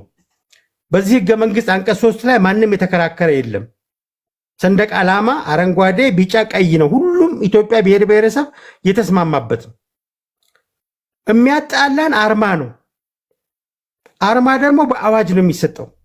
አዋጁ ደግሞ አሁን ራሱ ያለው አርማ 2 ተቀይሯል። በ95 ምናምን ተቀይሯል። ከዛ በኋላ ተቀይሯል። ሰንደቅ ዓላማው አረንጓዴ ቢጫ ቀይ ነው የሚለው የህገ መንግስቱ አንቀጽ 3 ንጹህ 3 ላይ በግልጽ የተቀመጠ ነው። የሚያጋጨን አርማ ነው። አርማና ሰንደቅ ዓላማን እንኳን ሳንለይ ዝም ብለን የምንታኩሰው ነገር እኔ በጣም ጉንጭ አልፋነቱም በላይ በጣም አቅምና ኢነርጂ ይጨርሳል። እባካችሁ አንዳንድ ጊዜ ክላሪቲ ኦፍ ቶት ይኑረን። እኛን አሁን የሚያባላን ኮንፊውዥን ነው። ራሳችን በዲሉዥን የምናደርገው ክርክርና ሙግት ነው እርስ በርስ የሚያዋጋን የማያከባብረን። በቃ ልክ ልኩን ነገርኳት፣ ልክ ልኳን ነገርኳት፣ አስገባሁለት። ይሄ ፖለቲካ አይደለም። እባካችሁ ዲስ ኖት ፖለቲክስ። ለኢትዮጵያ አይጠቅምም፣ ለራሳችሁም አይጠቅምም፣ ለወገናችን ወክላለን የምትሉት ማህበረሰብ አይጠቅምም። ኦሮሞ እንደዚህ ብለህ ከሌን ስደብልኝ ብሎ ማንንም አልወከለም። አማራ ሄደ ለከሌ እንደዚህ ልክ ልኩን ንገርልኝ ብሎ የወከለ የለህም። ዋልጌነት የራስህ ነው። ሄደ የምትሳደብ በሙሉ ዋልጌነት የራስህ ነው። ማንም ተሳደብልኝ አላለህም። የትኛውም ወገን ከሌን ሄደ ልክ ልኩን ንገርልኝ አላለው። ዶክተር አብይን እኮ ኦሮሞ አይደለም ብሎ የኦሮሞነትን የቀሙት እኮ ኦሮሞዎች ናቸው። የፖለቲካችን ዋልጌነት ማለት ነው። ዶክተር አብይ መልስ አልሰጠም። ስራውን የሰራው እነሱ ተሳደቡ። የሱ ስራ አሁንም ይናገራል፣ ወደፊትም ይናገራል። ሰው ስለሰደብን ዶክተር አብይንን ስለጠላን ልክ ልኩን ነገርኩ ስላል ፖለቲካ ይሄ ፖለቲካ አይደለም። ይሄ መሀይምነት ነው። ስድብ ፖለቲካ አይደለም። ስለዚህ እርስ በርስ ለመሰዳደብ ትልልቅ ለሀገር ታሪክ የሰሩ ወገኖቻችንን ታሪካቸውን የሚያንቋሽሽ ስራ አንስራ። አዝማሪ እያልን አዝማሪ ባይዘወይ አዝማሪ በአድዋ ድል አሁን እኛ የምናቀራራበት አድዋ ድል ላይ አዝማሪዎች የተጫወቱት ሚና አይደለም። ወታደሮችን በማጀንገን መሀል ቆመው በማዜም እንዲጋፈጡ በማድረግ ትልቅ ሚና አላቸው። እንኳን አዝማሪዎች የወታደሩን ስንቅ ጭነው የሄዱ አህዮች በአድዋ ድል ላይ እኮ አስተዋጽኦ አላቸው። አንዳንድ ጊዜ ወደ ጎን ለመተኮስ ትልልቅ ጀብድ በአገር ደረጃ አድዋን የመሰለ ታሪክ። እሺ አንዴ ቃል አልከኝ፣ አንዴ ቃል አናገርከኝ ቴዲ፣ አንዴ ቃል። እሺ ቴንክ ዩ። ስለዚህ በአድዋን የመሰለ ታሪክ ውስጥ አዝማሪ ሮል አለው። አናንቋሽሽ፣ ማንቋሽሽ የፈለገውን እናገር። ታማኝ በየነ አቋም መብት አለው፣ ግለሰብ ነው። ለኢትዮጵያ ታግሏል፣ ባመነው መሰረት ታግሏል። ለተቸገሩ ደርሷል። ደርሶ መልአክ እንጫወት አብረን ስንሰራ አበል ስንቀበል ከርመን ተመልሰን ይሄ እንደዚህ አይነት ባህል እናስወግድ። ተሳስቶም ከሆነ መልአክ አይደለም ታማኝ፣ ስህተት ነው። የሰው ልጅ ይሰራል። መንግስት ወንበር ላይ የተቀሙ ሰዎች ሲሰሩ ሲያጠፉ ይሰራሉ። ሰው ናቸው፣ መልአክ አይደሉም። የመልአክ ስብስብ አይደሉም። ስለዚህ አሁን ታማኝን ያስለቀሰው እርግጠኛ ነኝ በመጥፎ ጊዜ አብረው የነበሩ ሰዎች መንገድ ላይ ስለካዱትና ቴዲ ቅድም ያልከው ነገር እንኳን ታማኝ እኔ የሰማሁትን ዘገነነኝ። በዚህ እድሜው በመከበሪያው በመሸለሚያ ወቅት ላይ መተፋት ከሆነ ያስለቅሳል፣ ሆድ ይብሰዋል። ደግሞ ቡቡም ነው ባህሪው ታማኝ። አይ ቲንክ ቪዛ እንጠያየቃለን ያለው ትንቢቱ ላይ ብቻ ለዛ ብቻ ሁል ጊዜ ለእኛ ሰንደቅ ዓላማ መሆን የሚችል ሰው ነው። ቪዛ እየተጠያየቅን ነው፣ ከነ ውርደታችን ቪዛ እየተጠያየቅን ነው። ለአማራ ወገኔ ገንዘብ አልሰጠም፣ የሰጠብኝ መጠን ይሄ ነው። ስለዚህ ታማኝ ጸረ አማራ ነው ብለን እኮ እንደመድም ደንበኛ እኮ የተማሩ መሃይማን መገለጫዎች ነን። እና እባካችሁ ከዚህ ነገር እንውጣ። ሀገራችንን ሰላም ያድርግልን። ቴዶ ለምታደርገው ነገር ሁልጊዜ አስዩዣል ክብረት ይስጥልን። ተባረኩ።